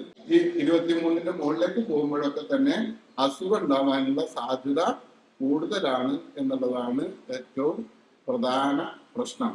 ഓക്കെ, അപ്പോ ഹൃദ്രോഗം ഉണ്ടാവാനുള്ള സാധ്യത, ക്യാൻസർ ഉണ്ടാവാനുള്ള സാധ്യത, സ്ട്രോക്ക് ഉണ്ടാവാനുള്ള സാധ്യത, സ്ത്രീകളുടെ ഇടയിൽ ബ്രസ്റ്റ് ക്യാൻസർ ആണ് ഏറ്റവും വലിയ കാര്യം. അതിനകത്ത് ഏറ്റവും വലിയ പ്രധാനപ്പെട്ട ഒരു കാരണം പൊണ്ണത്തടിയാണ്. കാരണം കേരളത്തിനകത്ത് 40-60% സ്ത്രീകൾക്കും പൊണ്ണത്തടി ഇടുന്നതാണ്. അപ്പൊ ഏതായാലും ഈ പൊണ്ണത്തടി ആണ് ഏറ്റവും പ്രധാനപ്പെട്ട ഒരു കാര്യം. അത് പ്രത്യേകിച്ചും വയറുഭാഗത്തുള്ള പൊണ്ണത്തടി. ശരീരത്തിനകത്ത് പല സ്ഥലത്തും കൊഴുപ്പുണ്ടാവാം. അതിൽ ഏറ്റവും കൂടുതൽ കൊഴുപ്പ് അപകടം ഉണ്ടാക്കുന്ന, ഏറ്റവും ബുദ്ധിമുട്ടുള്ളത് മാറ്റാനും അതേപോലെ തന്നെ ഏറ്റവും കാരണം വെച്ചാൽ നമ്മുടെ പല കെമിക്കലുകളും അതിനകത്ത് അബ്സോർബ് ചെയ്ത് നിൽക്കും. അതുകൊണ്ട് തന്നെ അത് പിന്നെ സ്ലോ ആയിട്ട് റിലീസ് ചെയ്തുകൊണ്ടിരിക്കും. അപ്പൊ അതിന്റെയൊക്കെ ഡാമേജ് വളരെ കൂടുതലായിട്ട് ഈ ഹാർട്ട് എന്തൊക്കെ തരത്തിൽ പ്രശ്നം ഉണ്ടാക്കുന്നുണ്ടാവുക. വെയിറ്റ് മാത്രമല്ല, ഇവിടെയൊക്കെ ബ്ലഡിലും ഹാർട്ടിനൊക്കെ വർക്ക് കൂടുതലാണെന്ന് മാത്രമല്ല, പല നമ്മുടെ ശരീരത്തിനകത്തേക്ക് സാധാരണ വന്നുകൊണ്ടിരിക്കുന്ന പല കെമിക്കലുകളും നമ്മുടെ ശരീരത്തിന് ആവശ്യമില്ലാത്തൊക്കെ അതിനകത്ത് കൂടി ചേർന്ന് നിൽക്കും. അത് പിന്നെ സ്ലോ റിലീസ് ചെയ്യുമ്പോൾ അതിന്റെ ക്യുമുലേറ്റീവ് എഫക്റ്റ് ഒക്കെ കൂടുതലാണ് എന്നൊക്കെ ഇന്ന് പറയുന്നു. അപ്പൊ നമ്മുടെ വേസ്റ്റ് ഹിപ്പ് റേഷ്യോ എന്ന് പറയുന്ന മറ്റൊരു കണക്കും കൂടി ഇതേപോലെ തന്നെ നോക്കാറുണ്ട്. BMI പോലെ തന്നെ നോക്കാവുന്നതാണ്. കഴിഞ്ഞ നമ്മുടെ പാലക്കാട് പട്ടാമ്പി ക്യാമ്പിലൊക്കെ നമ്മൾ ഇതൊക്കെ മെഷർ ചെയ്യുന്നവർക്കൊക്കെ നോക്കാം. അരവണ്ണം, നമ്മളെ ഈ ഫാഷൻ മത്സരങ്ങളൊക്കെ നടത്തുമ്പോൾ ഇതിനകത്ത് കണക്കൊക്കെ കൃത്യമായിട്ട് കൊടുക്കില്ലേ? ഐശ്വര്യറായിന്റെ എത്രയാണ് ഇതൊക്കെ ആളുകൾക്ക് അറിയാം, ഓരോ സ്ഥലത്തുള്ള കണക്കൊക്കെ. എന്നാൽ പോലെ ഏറ്റവും ഹെൽത്തി ആയിട്ട് എത്രയാണ് വേണ്ടത് എന്നുള്ള കാര്യം പറയുകയും പഠിപ്പിക്കുകയും അതിലെത്തിക്കാനുള്ള ശ്രമമൊക്കെയാണ് നമുക്ക് വേണ്ടത്. അതിനകത്തും ഇതേപോലെ തന്നെ ആണുങ്ങൾ 0.9 ആണ് അതിന്റെ റേഷ്യോ വേണ്ടത്, അതിന് കുറവായിരിക്കണം. അതേപോലെ തന്നെ ഫീമെയിലിന് 0.80 ഉണ്ടാവും. അത് വയറും അരക്കെട്ടും തമ്മിലുള്ള ഒരു അനുപാതം എന്ന് പറയുന്ന സാധനമാണ് വേസ്റ്റ് ഹിപ്പ് റേഷ്യോ. അപ്പൊ അതൊക്കെ എടുത്ത് നോക്കുമ്പോൾ നമുക്കറിയാം നമ്മുടെ നാട്ടിൽ ഏറ്റവും കൂടുതൽ ആയിട്ട് പൊണ്ണത്തടി ഉണ്ട് എന്നുള്ളത്. അപ്പൊ ഇത് എന്താണ് നമുക്ക് ചെയ്യാൻ കഴിയാന്നുള്ളത് തീർച്ചയായിട്ടും ഓരോരുത്തരും ജനിതകമായ കാരണങ്ങളുണ്ട്, ഭക്ഷണശീലം എന്നുള്ള ഫാമിലിയായിട്ടുള്ള കാരണങ്ങളുണ്ട്. നമുക്കേതായിട്ടുള്ള ഒരു ശീലം വികസിച്ചു കഴിഞ്ഞാൽ പിന്നെ അത് തീർച്ചയായിട്ടും നിലനിർത്തണം എന്നുള്ള നേരത്തെ നമ്മുടെ ഡോപ്പാമിൻ പ്രശ്നം അവിടെ ഉണ്ട്. നമുക്ക് എത്ര പെട്ടെന്നൊന്നും അതിനെന്ത് പണിയെടുക്കാൻ കഴിയില്ല. എന്നാലും നമ്മൾ ബോധപൂർവം ശ്രമം നടത്തി കഴിഞ്ഞാൽ ഭക്ഷണത്തിന്റെ നിയന്ത്രണത്തിലൂടെ നമ്മുടെ എനർജി എക്സ്പെൻഡിച്ചർ സൈഡിൽ നമ്മുടെ അധ്വാനം, നേരത്തെ പറഞ്ഞ പോലെ ഒരു ഭക്ഷണം കിട്ടണമെങ്കിൽ അത്യാവശ്യം അധ്വാനിച്ച് ഭക്ഷണം കഴിക്കണം എന്ന് പറയുന്ന പോലെ തന്നെ നമ്മൾ അല്പം അധ്വാനം കൂടി ചേർക്കുകയാണെങ്കിൽ, നടത്തമാണെങ്കിലും വ്യായാമമാണെങ്കിലും ചേർക്കുകയാണെങ്കിൽ ഈ പൊണ്ണത്തടി കുറക്കാൻ വേണ്ടി കഴിയും. ഈ തരത്തില് നമ്മുടെ കാൻഡി പോലെയുള്ള നമ്മുടെ മിഠായി പോലെയുള്ള സാധനങ്ങളൊക്കെ കുറയ്ക്കുക. അല്ലെ, ചോറിന്റെ പാത്രം എടുക്കുമ്പോൾ തന്നെ നമ്മൾ ചോറ് കുറെ എടുത്തിട്ട് അത് കഴിക്കാൻ വേണ്ടിയിട്ട് കുറച്ച് കറികളും സാധനങ്ങളും ഒക്കെ എന്നുള്ള രീതിയാണ്. ഇത് സ്വാഭാവികമായിട്ട് നമ്മുടെ ശരീരത്തിനകത്ത് ഉണ്ടാക്കുന്ന ഈ ഒരു നേരത്തെ ഗ്ലൂക്കോസിന്റെ താല്പര്യം എന്ന് പറഞ്ഞില്ലേ, ഗ്ലൂക്കോസിന്റെ ഡോപ്പാമിൻ റിലീസ് ഉണ്ടായത് കൊണ്ട് അത് നമ്മൾ കഴിച്ചിട്ടുണ്ടാകും. അതേപോലെ തന്നെ നമ്മൾ കല്യാണത്തിന് പോയാലും ഇതിലൊക്കെ പോയാൽ ആദ്യമായിട്ട് ഭക്ഷണം കഴിക്കുന്ന പോലെ നമ്മൾ കഴിക്കുന്നത് കാണുന്നത് ഭയങ്കരമായിട്ട് ഫ്രീ കിട്ടിക്കഴിഞ്ഞാൽ മലയാളിക്ക് യാതൊരു സംശയമില്ല. അല്ലെ, പകുതി വിലക്ക് വണ്ടി കിട്ടും എന്ന് പറഞ്ഞപ്പോ അതിന് ചാടി എത്ര ആളുകളുണ്ട്. എന്ന പോലെ തന്നെയാണ് ഭക്ഷണം ഫ്രീ ആയിട്ട് കിട്ടുകയാണ്, കള്ള് ഫ്രീ ആയിട്ട് കിട്ടുകയെന്ന് പറഞ്ഞു കഴിഞ്ഞാൽ പിന്നെ എല്ലാ കൺട്രോളും പോവുകയാണ്. അപ്പൊ ഇവിടെ ചില പ്രശ്നം അവിടെയാണ് നമ്മൾ ഒരു ഇടപെടൽ വേണ്ടി വരിക. നമ്മുടെ ക്ലാസിന്റെ ഒരു ട്രസ്റ്റ് എന്ന് പറയുന്നത് അവിടെ തന്നെയാണ് എത്തേണ്ടത്. നമ്മളെ സംബന്ധിച്ചിടത്തോളം ഇതിനേക്കാളൊക്കെ പ്രധാനം നമ്മുടെ ആരോഗ്യമാണ് എന്നുള്ള കാര്യം നമ്മൾ എത്തിക്കണം. അപ്പൊ പൊണ്ണത്തടി കുറയ്ക്കുക എന്നുള്ളത് വളരെ പ്രധാനമാണ്.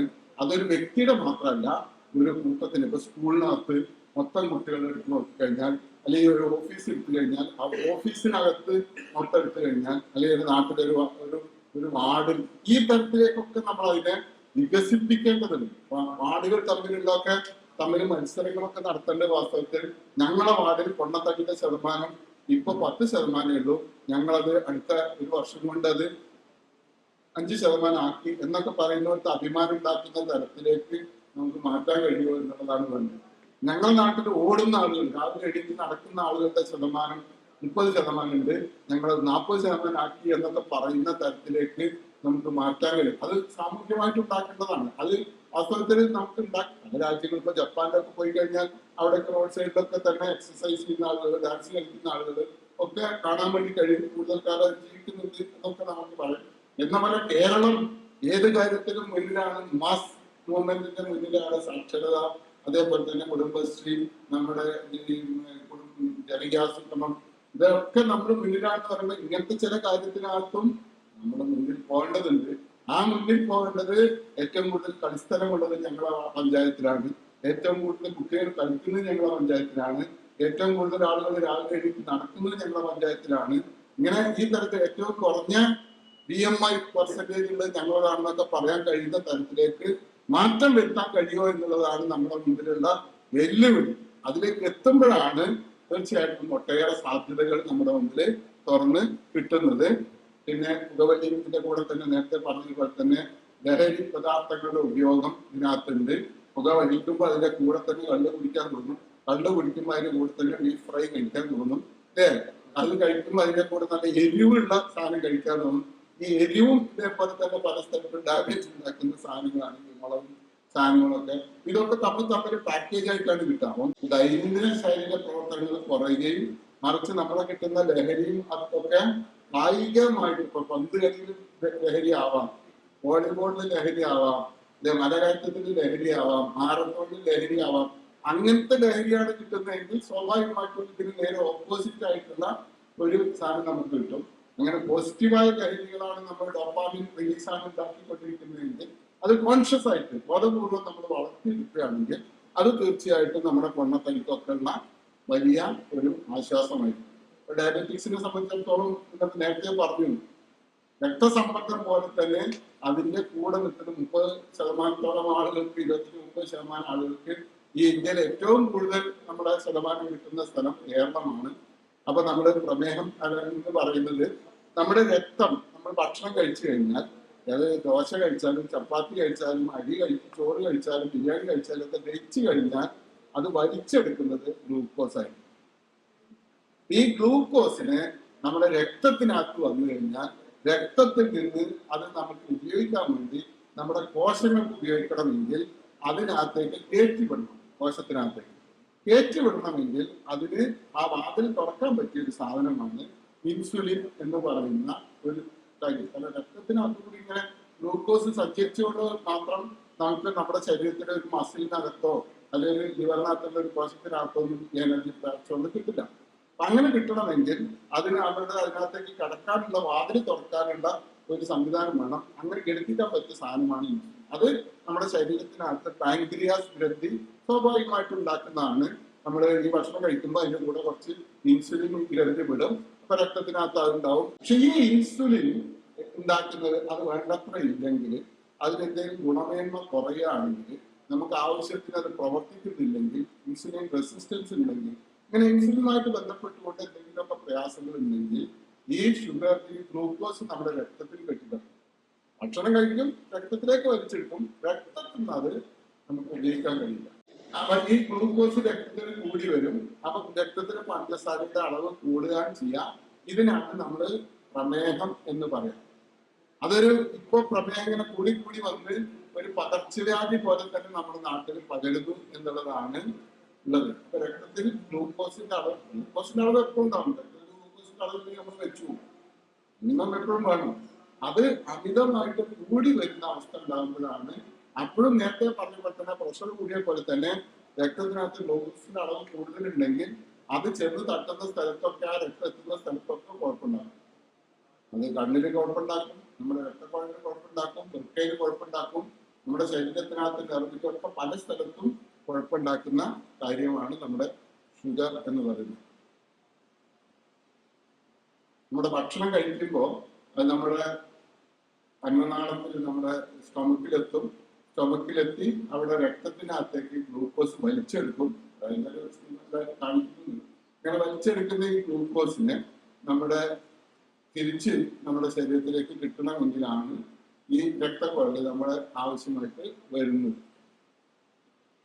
അപ്പൊ അത് വ്യത്യാസം വന്ന് ആവശ്യത്തിന് ഷുഗർ, ഗ്ലൂക്കോസ്, ഇൻസുലിൻ ഇല്ലെങ്കിൽ, അല്ലെങ്കിൽ ഗുണമേന്മ ഇല്ലെങ്കിൽ ഈ രക്തത്തിൽ ഷുഗറിന്റെ അളവ് കൂടി വന്നു കഴിഞ്ഞാൽ അത് പല സ്ഥലത്തും, ഇപ്പൊ നമ്മുടെ കണ്ണിനകത്ത് പോയാൽ നമുക്കറിയാം റെറ്റിനോപ്പതി എന്ന് പറയുന്ന തരത്തിൽ കണ്ണിനകത്ത് പല ഡാമേജുകളും, കാഴ്ച പോവും.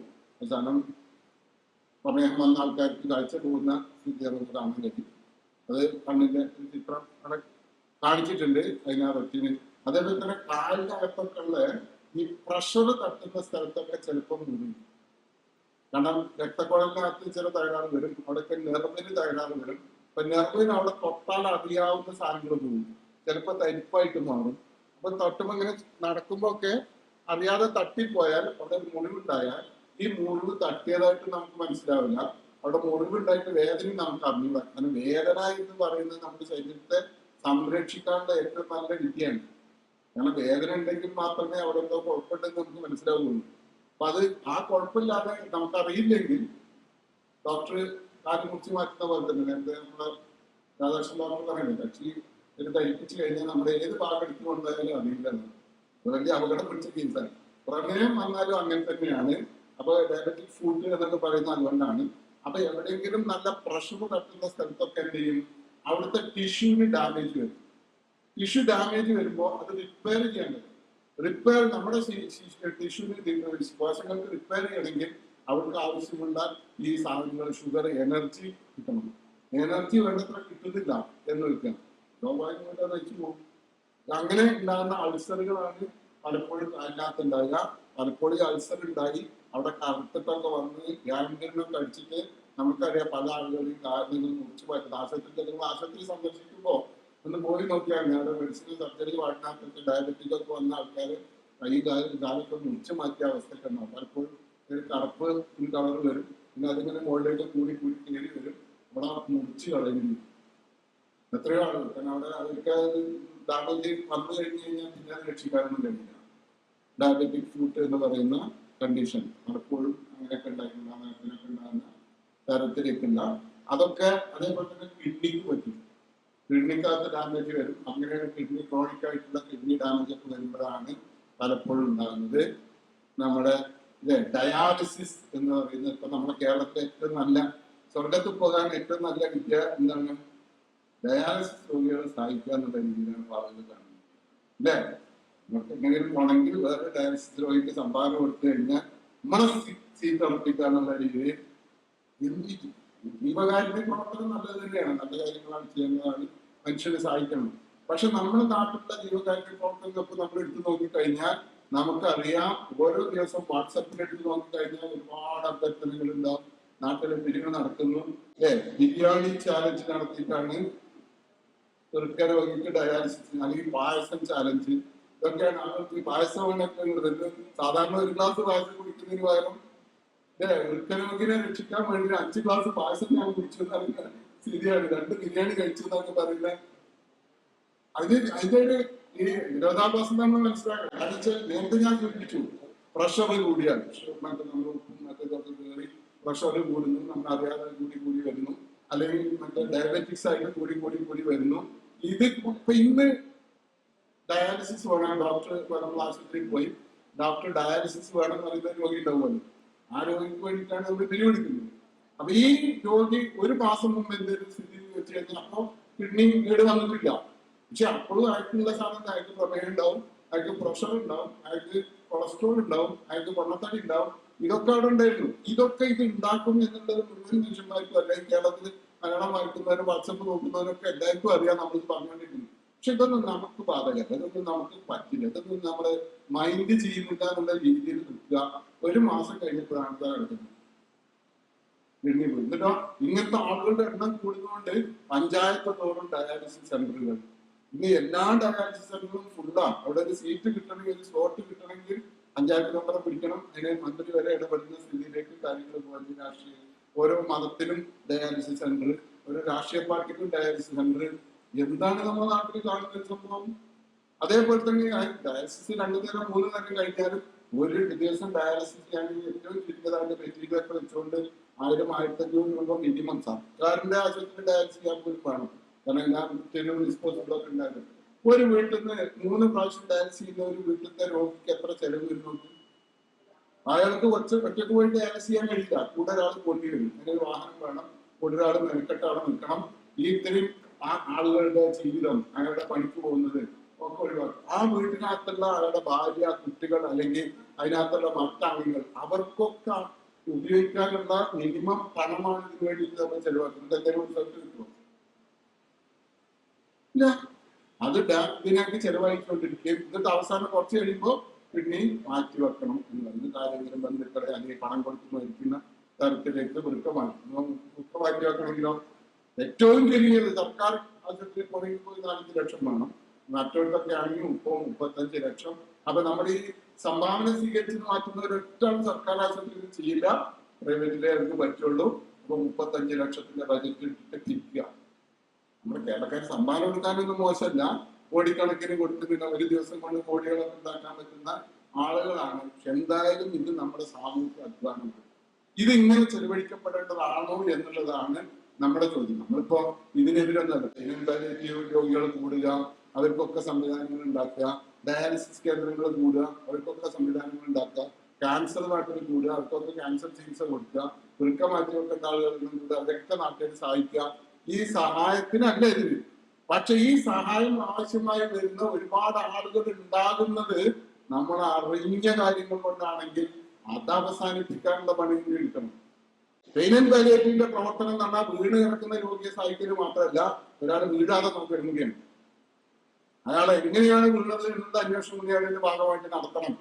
പെയിൻ ആൻഡ് പാലിയേറ്റീവ് നടത്തുന്ന ആളുകൾ നിങ്ങൾ ചെയ്യുന്നുണ്ടെങ്കിൽ അതിന്റെ കൂടെ ആ അന്വേഷണം നടത്തി ഇനി മേലാൽ നമ്മളെ വാർഡിൽ, നമ്മളെ പഞ്ചായത്തിൽ ഒരാളും അങ്ങനെ സ്റ്റോക്ക് അടിച്ച് വീഴാതിരിക്കാനുള്ള പണി കൂടി എടുക്കണം. വൃക്ക അനാലിസിസ് വൃക്ക തലമുറയിൽ ഡയാലിസിന് വേണ്ടിയിട്ട് സഹായിക്കുന്ന ആളുകളെ സംബന്ധിച്ചിടത്തോളം ഡയാലിസിലേക്ക് എത്തുന്നത് എന്ത് കാരണം കൊണ്ടാണ് എന്ന് അന്വേഷിക്കാനും അത് നമ്മുടെ നാട്ടിൽ എത്ര ഉണ്ട് എന്നുള്ളത് കൂടി പരിശോധിക്കണം. അങ്ങനെ പരിശോധിക്കുമ്പോഴാണ് നമ്മൾ മനസ്സിലാക്കുന്നത് പ്രമേയം കണ്ടുപിടിക്കാതിരിക്കുന്നത് നമുക്ക് അറിഞ്ഞില്ല.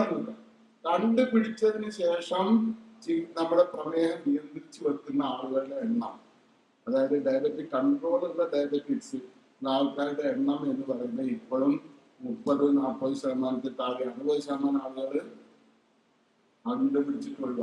നേരത്തെ അത് 15-20%. ഇപ്പൊ യാത്ര പദ്ധതി ഇടതുപക്ഷ സർക്കാരിന്റെ ഒരുപാട് പദ്ധതികളൊക്കെ വന്ന് കീഴിൽ ഒരുപാട് വർക്കൊക്കെ നടത്തിയപ്പോഴാണ് അത് 35-40% എത്തിയില്ല. എന്നാലും 60% ആളുകൾ പുറത്താണ്. രക്തസമ്മർദ്ദത്തിനും അതേപോലെ തന്നെ ഇതിനേക്കാൾ കൂടുതലാണ്. കാരണം ആരും അതിനെ കുറിച്ച് ബുദ്ധിമുട്ടൊന്നും അനുഭവിക്കില്ല, അവസാനം അടിക്കുന്നുള്ളതുകൊണ്ട് ഏറ്റവും സൈലന്റ് കില്ലർ ആയതുകൊണ്ട് രക്തസമ്മർദ്ദം ഉണ്ട് എന്ന് കണ്ടുപിടിച്ച് പക്ഷെ ബ്ലഡ് പ്രഷർ കൺട്രോൾ അല്ലാത്ത ആളുകളാണ് 70% ആളുകൾ. അതിനെന്ത് ന്യായീകരണമുണ്ട് കേരളത്തിനകത്ത്? എന്നിട്ട് ഈ 70% നാളെ വൃക്ക തകരുന്നത്, പേനത്താക്കി രോഗിയാവുന്നത്, എണ്ണി മാറ്റി വെക്കേണ്ടി വരുന്നത്. അത് മൊത്തം സമൂഹം ഏറ്റെടുക്കുകയും ചെയ്യാം. സമൂഹത്തിന്റെ ചാരിറ്റി പ്രവർത്തനത്തിലല്ല, ഇതിന്റെ അശാസ്ത്രീയതയെ നമ്മൾ കാര്യമായിട്ട് ഉണ്ടാക്കണം. അതിന് ബിരിയാണി ചാലഞ്ച് പരിഹാരമല്ല. അവിടെ ആരോഗ്യകരമായിട്ടുള്ള ഈ വൃക്ക രോഗിക്ക് വേണ്ടി ഞങ്ങൾ ഒരു കൂട്ടോട്ടം സംഘടിപ്പിക്കുന്നു എന്ന് പറഞ്ഞ ഓടുന്ന ആൾക്കാരൊക്കെ 1000 രൂപ വീതം കൊടുക്കണമെന്നാണ് നമ്മുടെ കുഴപ്പമില്ല. നമ്മളത് അംഗീകരിച്ച് നല്ല കാര്യം. കൂട്ടം നടത്തോ, ഓട്ടോ, ചാട്ടോ, അല്ലെങ്കിൽ സ്പോർട്സ് എന്തൊക്കെ നടത്തിക്കോട്ടെ, അതൊക്കെ ഗംഭീരമാണ്. ആളുകളുടെ പങ്കാളിത്തമാണ് ഉണ്ടാക്കേണ്ടതെങ്കിൽ അതൊക്കെ ആ തരത്തിലുള്ള ഒരു മാറ്റം എന്നല്ലാതെ മറ്റേത് വളരെ കൗണ്ടർ പ്രൊഡക്റ്റീവാണ് എന്ന് നമ്മൾ തിരിച്ചറിയാം. അപ്പൊ അവിടെ ചിന്തിക്കാൻ എന്താ, കേരളത്തിനകത്ത് ഗവൺമെന്റ് സംവിധാനത്തിനകത്ത് പൊതു ആരോഗ്യ നമ്മുടേതായ സംവിധാനത്തിനകത്ത് ഈ രോഗം പരിശോധിക്കാനുള്ള എല്ലാ സംവിധാനങ്ങളും നിന്നുണ്ട്. ഫ്രീ ആയിട്ട് പരിശോധിക്കാൻ കഴിയും. നിങ്ങളുടെ വീട്ടിൽ വന്ന് പരിശോധിക്കും. നിങ്ങൾ ആശാ വർക്കറെ അല്ലെങ്കിൽ നിങ്ങൾ MLSPയെ നിങ്ങളുടെ സബ് സെന്ററിനകത്ത് ഇപ്പോഴത്തെ ആരോഗ്യ മന്ത്രി എന്ന് പറയുന്ന സ്ഥലത്ത് ബന്ധപ്പെട്ട് കഴിഞ്ഞാൽ അവിടെ MLSP ഉണ്ട്, അവിടെ മറ്റേ JPH ഉണ്ട്, JHI ഉണ്ട്. അവര് എല്ലാ ദിവസവും ഇതൊക്കെ പരിശോധിക്കാൻ വൃത്തിയായിട്ട് നിൽക്കുകയാണ്. ഞങ്ങളോടത് വേണ്ടത്ര സഹകരിക്കുന്നില്ല എന്നതാണ് നമ്മുടെ സുഹൃത്തുക്കളായിട്ടുള്ള ആരോഗ്യ പ്രവർത്തകരൊക്കെ പറയുന്നത്. മരുന്ന് നമ്മുടെ സർക്കാർ ആശുപത്രിയിൽ ഗംഭീരമായിട്ടുള്ള നല്ല മരുന്ന് പുറത്ത് കിട്ടുന്ന അതേ മരുന്ന് തന്നെ, ഏറ്റവും നല്ല മരുന്ന് ഫ്രീ ആയിട്ട് ഒരു മാസത്തേക്കൊക്കെ കിട്ടുന്ന മരുന്ന് നമുക്ക് ലഭ്യമാണ്. ഇതൊക്കെ ലഭ്യമായിട്ടാണ് നമ്മളത് ടെസ്റ്റ് ചെയ്യാതെ 70% ആളുകൾ നടന്ന അപകടത്തിലേക്ക് ചെന്ന് ചാടുന്നത്. കേരളത്തിലെ ജീവിതശൈലി രോഗങ്ങളെ കുറിച്ച് നോക്കുമ്പോൾ തീർച്ചയായിട്ടും നമ്മുടെ മനസ്സിൽ അതുണ്ടാവണം. ഇപ്പൊ നമ്മുടെ രക്തം പരിശോധിച്ചു കഴിഞ്ഞാൽ ഏതിപ്പോ നമ്മുടെ നാട്ടിൽ മുക്കിന് ലാബുണ്ട്, അതിലൊക്കെ യന്ത്രങ്ങൾ പരിശോധിക്കുന്നതാണ്. ബ്ലഡ് എടുത്ത് അതിൽ കൊടുത്തു കഴിഞ്ഞാൽ നോക്കാം. നമുക്ക് തന്നെ ഈ യന്ത്രം വാങ്ങി കഴിഞ്ഞാൽ നമുക്ക് ടെസ്റ്റ് ചെയ്യാവുന്നതാണ്. ടെസ്റ്റ് ചെയ്ത് കഴിഞ്ഞാൽ അതിനെ ഇങ്ങനെയാണ് നമ്മൾ ഇന്റർപ്രറ്റ് ചെയ്യുന്നത്. ഫാസ്റ്റിംഗ് ബ്ലഡ് ഷുഗർ നോർമൽ എന്നാൽ 100 താഴെയാണ്. ഒരു 126 താഴെ എത്തുമ്പോൾ ഒരു പ്രീ ഡയബറ്റിക്സ് ഉണ്ടോ ഒന്ന് സൂക്ഷിക്കണം. ഭക്ഷണത്തിലൊക്കെ നിയന്ത്രണം ഒക്കെ നടത്തി നോക്കാം എന്ന് പറയുന്ന അവസ്ഥത്തിൽ അതിന് കൂടുതൽ എത്തുമ്പോൾ സ്വാഭാവികമായിട്ടും ഡയബറ്റിക്സ് എന്നുള്ള രോഗാവസ്ഥയിലേക്ക് എത്തി എന്നുള്ള സംശയം ഉണ്ടാവും. അത് ഉറപ്പിക്കാൻ വേണ്ടി തീർച്ചയായിട്ടും അതിന്റെ വിദഗ്ധന്മാരെ വെച്ചുകൊണ്ടുള്ള പരിശോധനകൾ നടത്തണം. അപ്പൊ അതിന് സാധാരണഗതിയിൽ ഭക്ഷണം കഴിച്ചതിന് എന്തെങ്കിലും ഒരു പ്രത്യേക ഗ്ലൂക്കോസ് കൊടുത്ത് വീണ്ടും ടെസ്റ്റൊക്കെ നടത്തിയിട്ട് നിങ്ങളുടെ ഗ്ലൂക്കോസ് ഇൻസുലിൻ പ്രവർത്തനത്തെ കുറിച്ച് എത്ര ഉണ്ടാക്കുന്നുണ്ട്, അത് വേണ്ടത്ര പ്രവർത്തിക്കുന്നുണ്ടോ എന്നൊക്കെ ഉറപ്പ് വരുത്തിയിട്ടാണ് മരുന്ന് വേണോ, ഭക്ഷണക്രമം മതിയോ, മരുന്ന് കൂടി വേണോ, അതോ ഇൻസുലിൻ ഇഞ്ചക്ഷൻ വേണ്ടി വരുമോ എന്നൊക്കെ തീരുമാനിക്കുക. എന്താണെങ്കിലും ബ്ലഡിലുള്ള ഗ്ലൂക്കോസ് നിയന്ത്രിച്ച് നിർത്തുക എന്നുള്ളതാണ് പ്രധാനം. ബ്ലഡ് പ്രഷർ നിയന്ത്രിച്ച് നിർത്തുക എന്നുള്ളതാണ് പ്രധാനം. ആ ലക്ഷ്യം നമ്മൾ നേടിയാൽ മാത്രമേ നമ്മുടെ അവയവങ്ങൾ തകരാതെ നോക്കാൻ കഴിയും. ഇപ്പൊ പ്രമേഹം സ്വാഭാവികമായിട്ടും ഒരുപാട് സാധ്യത ഒരാൾക്ക് 30 വയസ്സൊക്കെ ആകുമ്പോൾ നമ്മുടെ നാട്ടിലുള്ള ഒരു പ്രത്യേകത അതാണ്. നേരത്തെയൊക്കെ 40 കഴിഞ്ഞ് 50 വയസ്സ് കഴിയുമ്പോഴാണ് ഹാർട്ട് അറ്റാക്ക് വരല് അല്ലെങ്കിൽ സ്ട്രോക്ക് ഉണ്ടാകുന്നൊക്കെ നമ്മുടെ പുസ്തകത്തിലൊക്കെ പഠിക്കുന്നതാണ്. പക്ഷെ നമ്മുടെ നാട്ടില് ഇന്നിപ്പോ നമ്മുടെ കാത്തലാകുള്ള ആശുപത്രിയുടെ അടുത്ത് ചെന്ന് നോക്കിയാൽ മതി. അവിടെ നിന്നാൽ അവിടെ കൊണ്ടുവരുന്ന ആളുകൾ പലപ്പോഴും 21 വയസ്സ് 25 വയസ്സ് ഒക്കെ ഉള്ള ആളുകളൊക്കെയാണ് ഇപ്പോൾ അടിച്ചു പോകുന്നത്. അതില് അത് എന്തുകൊണ്ടാന്ന് വെച്ചാൽ ഒന്ന് പാരമ്പര്യമായിട്ട് കുടുംബപരമായിട്ട് ഇതിന്റെ സാധ്യത കൂടുതലുണ്ടാവും. അതേപോലെ തന്നെ അമിത ഭാരം ഉള്ള ആൾക്കാരിൽ 40 വയസ്സിന് പിന്നെ ഉദാസീനമായ ജീവിതശൈലി, അതാണ് ഏറ്റവും പ്രധാനപ്പെട്ട ഒരു കാര്യം. ഒരു മാനസിക സമ്മർദ്ദം, ഉയർന്ന രക്തസമ്മർദ്ദം, ഇങ്ങനെയൊക്കെ തന്നെ പ്രമേയം 2-3 തരമുണ്ട്. അതിൽ ഒരു തരം എന്ന് പറയുന്നത് ജന്മനാൽ ഉണ്ടാകുന്ന ചില പ്രശ്നങ്ങളാവും.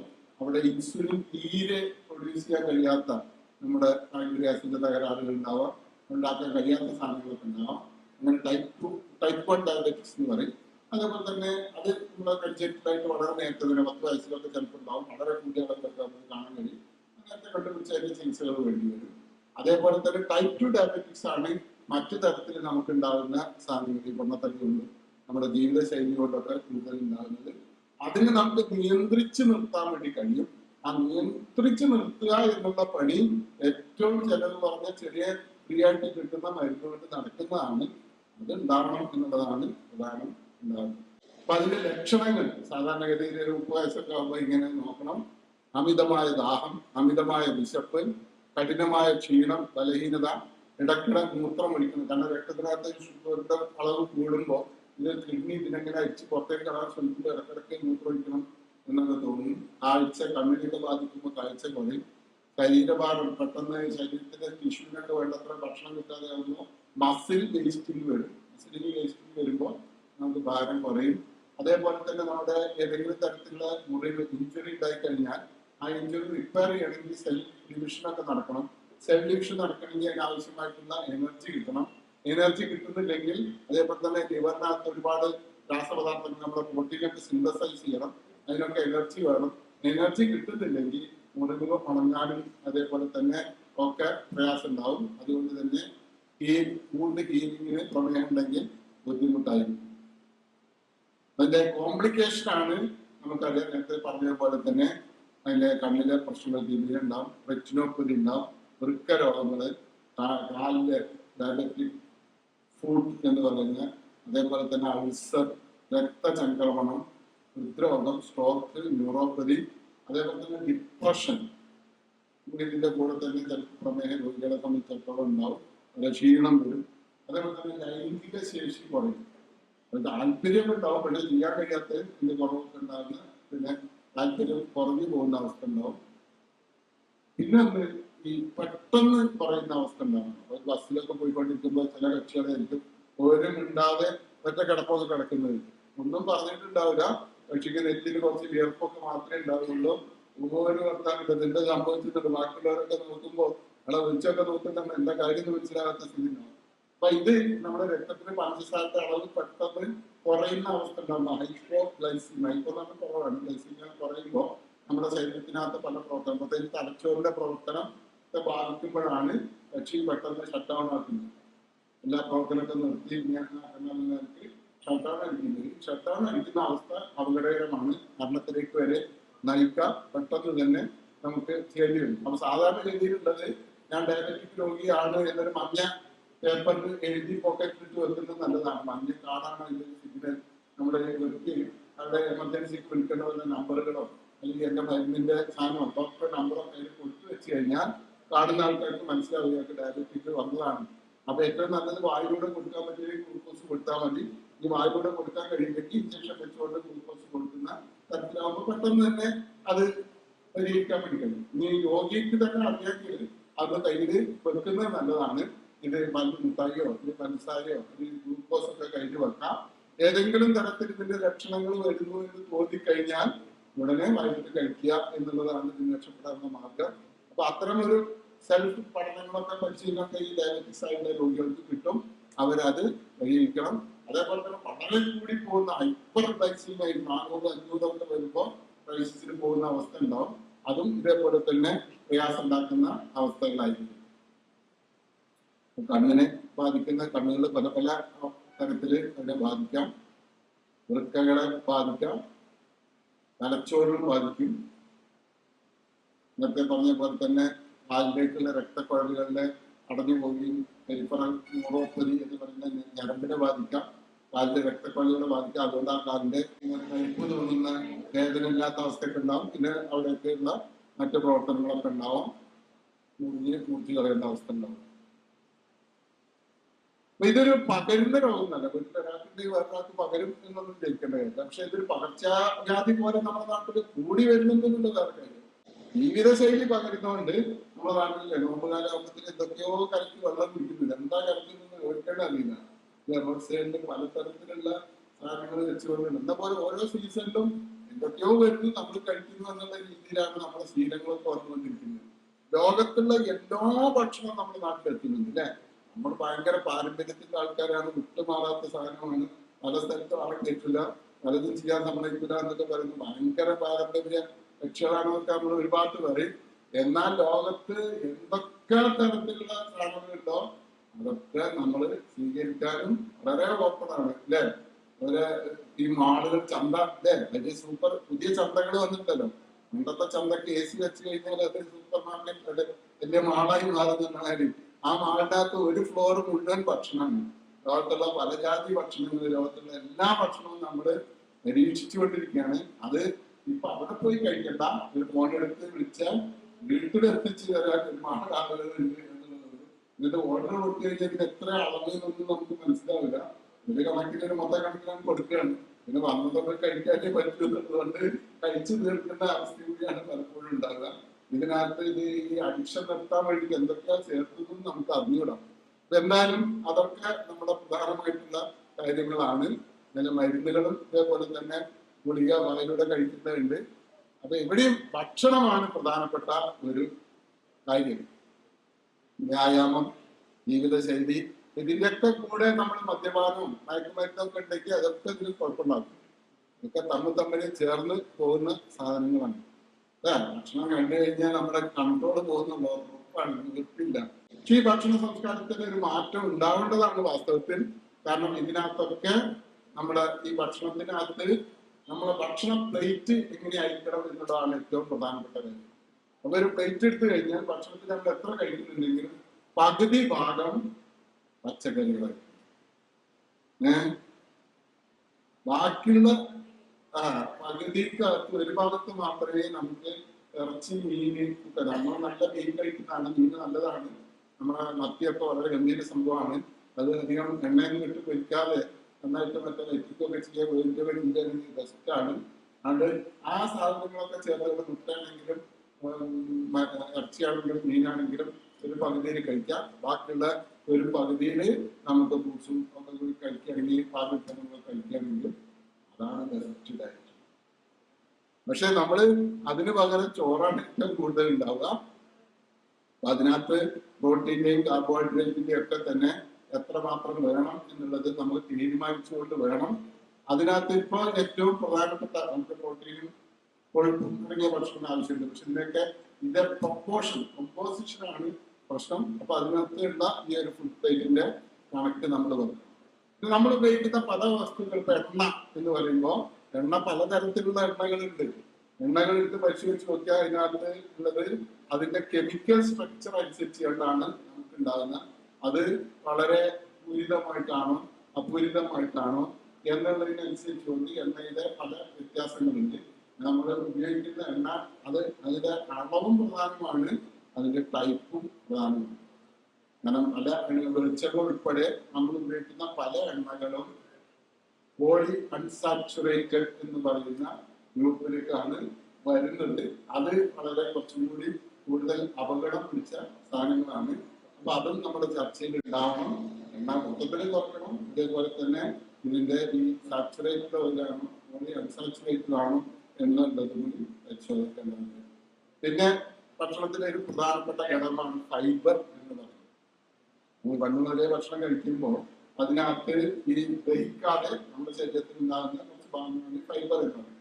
അത് മൃഗങ്ങളുടെ ഭക്ഷണം കഴിക്കുമ്പോൾ നമുക്ക് കിട്ടില്ല. മൃഗത്തിൽ നിന്ന് കിട്ടുന്ന പാലാണെങ്കിലും മുട്ടയാണെങ്കിലും ഇറച്ചിയാണെങ്കിലും അതിനകത്ത് ഫൈബറില്ല. പച്ചക്കറികളിലാണ് ഈ സാധനം ഉള്ളത്. അതിന്റെ തൊലിയിലും അതിന്റെ ഇതിനകത്തും അതിന്റെ ബീഫിനകത്തൊക്കെ ഈ ഫൈബർ ഉണ്ട്. ഈ ഫൈബർ നമ്മുടെ ആവശ്യത്തിന് നമ്മുടെ ശരീരത്തിൽ എത്തിയാൽ നമ്മുടെ ഭക്ഷണത്തിന്റെ കൂടെ മിക്സ് ആയിട്ടുണ്ടെങ്കിൽ മാത്രമേ അതിന്റെ ദഹന പ്രക്രിയ കൃത്യമായിട്ട് നടക്കൂ. അതിനകത്ത് ഉപയോഗിക്കുന്ന പല ഹോർമോൺ നമ്മുടെ എൻസൈമുകളും അതേപോലെ തന്നെ അതിൽ പ്രവർത്തിക്കുന്ന പല ബാക്ടീരിയകളും ഇവർക്കൊക്കെ പ്രവർത്തിക്കാനുള്ള സാധനങ്ങളൊക്കെ കൊടുക്കുന്ന ഈ ഫൈബറാണ്. നമ്മൾ ഇതിന് രക്തം നന്നായിട്ട് വലിച്ചെടുക്കാൻ സാധിക്കുന്ന ഫൈബറാണ്. ഇതിലുണ്ടാകുന്ന പല കെമിക്കലായിട്ട് നമുക്ക് ഹാർംഫുൾ ആയിട്ടുള്ള പോയിസണസ് ആയിട്ടുള്ള കെമിക്കലൊക്കെ ഇതിനകത്തേക്ക് അബ്സോർബ് ചെയ്യപ്പെടും. ഇത് പക്ഷെ നമ്മുടെ ശരീരത്തിലേക്ക് വലിച്ചെടുക്കില്ല.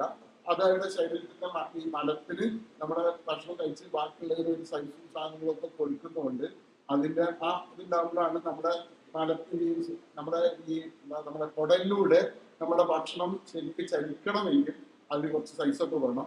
അപ്പൊ ഇതിന് വെള്ളം നിർത്തണം, ഇതിന്റെ സൈസ് വേണം, ബൾക്ക് വേണം.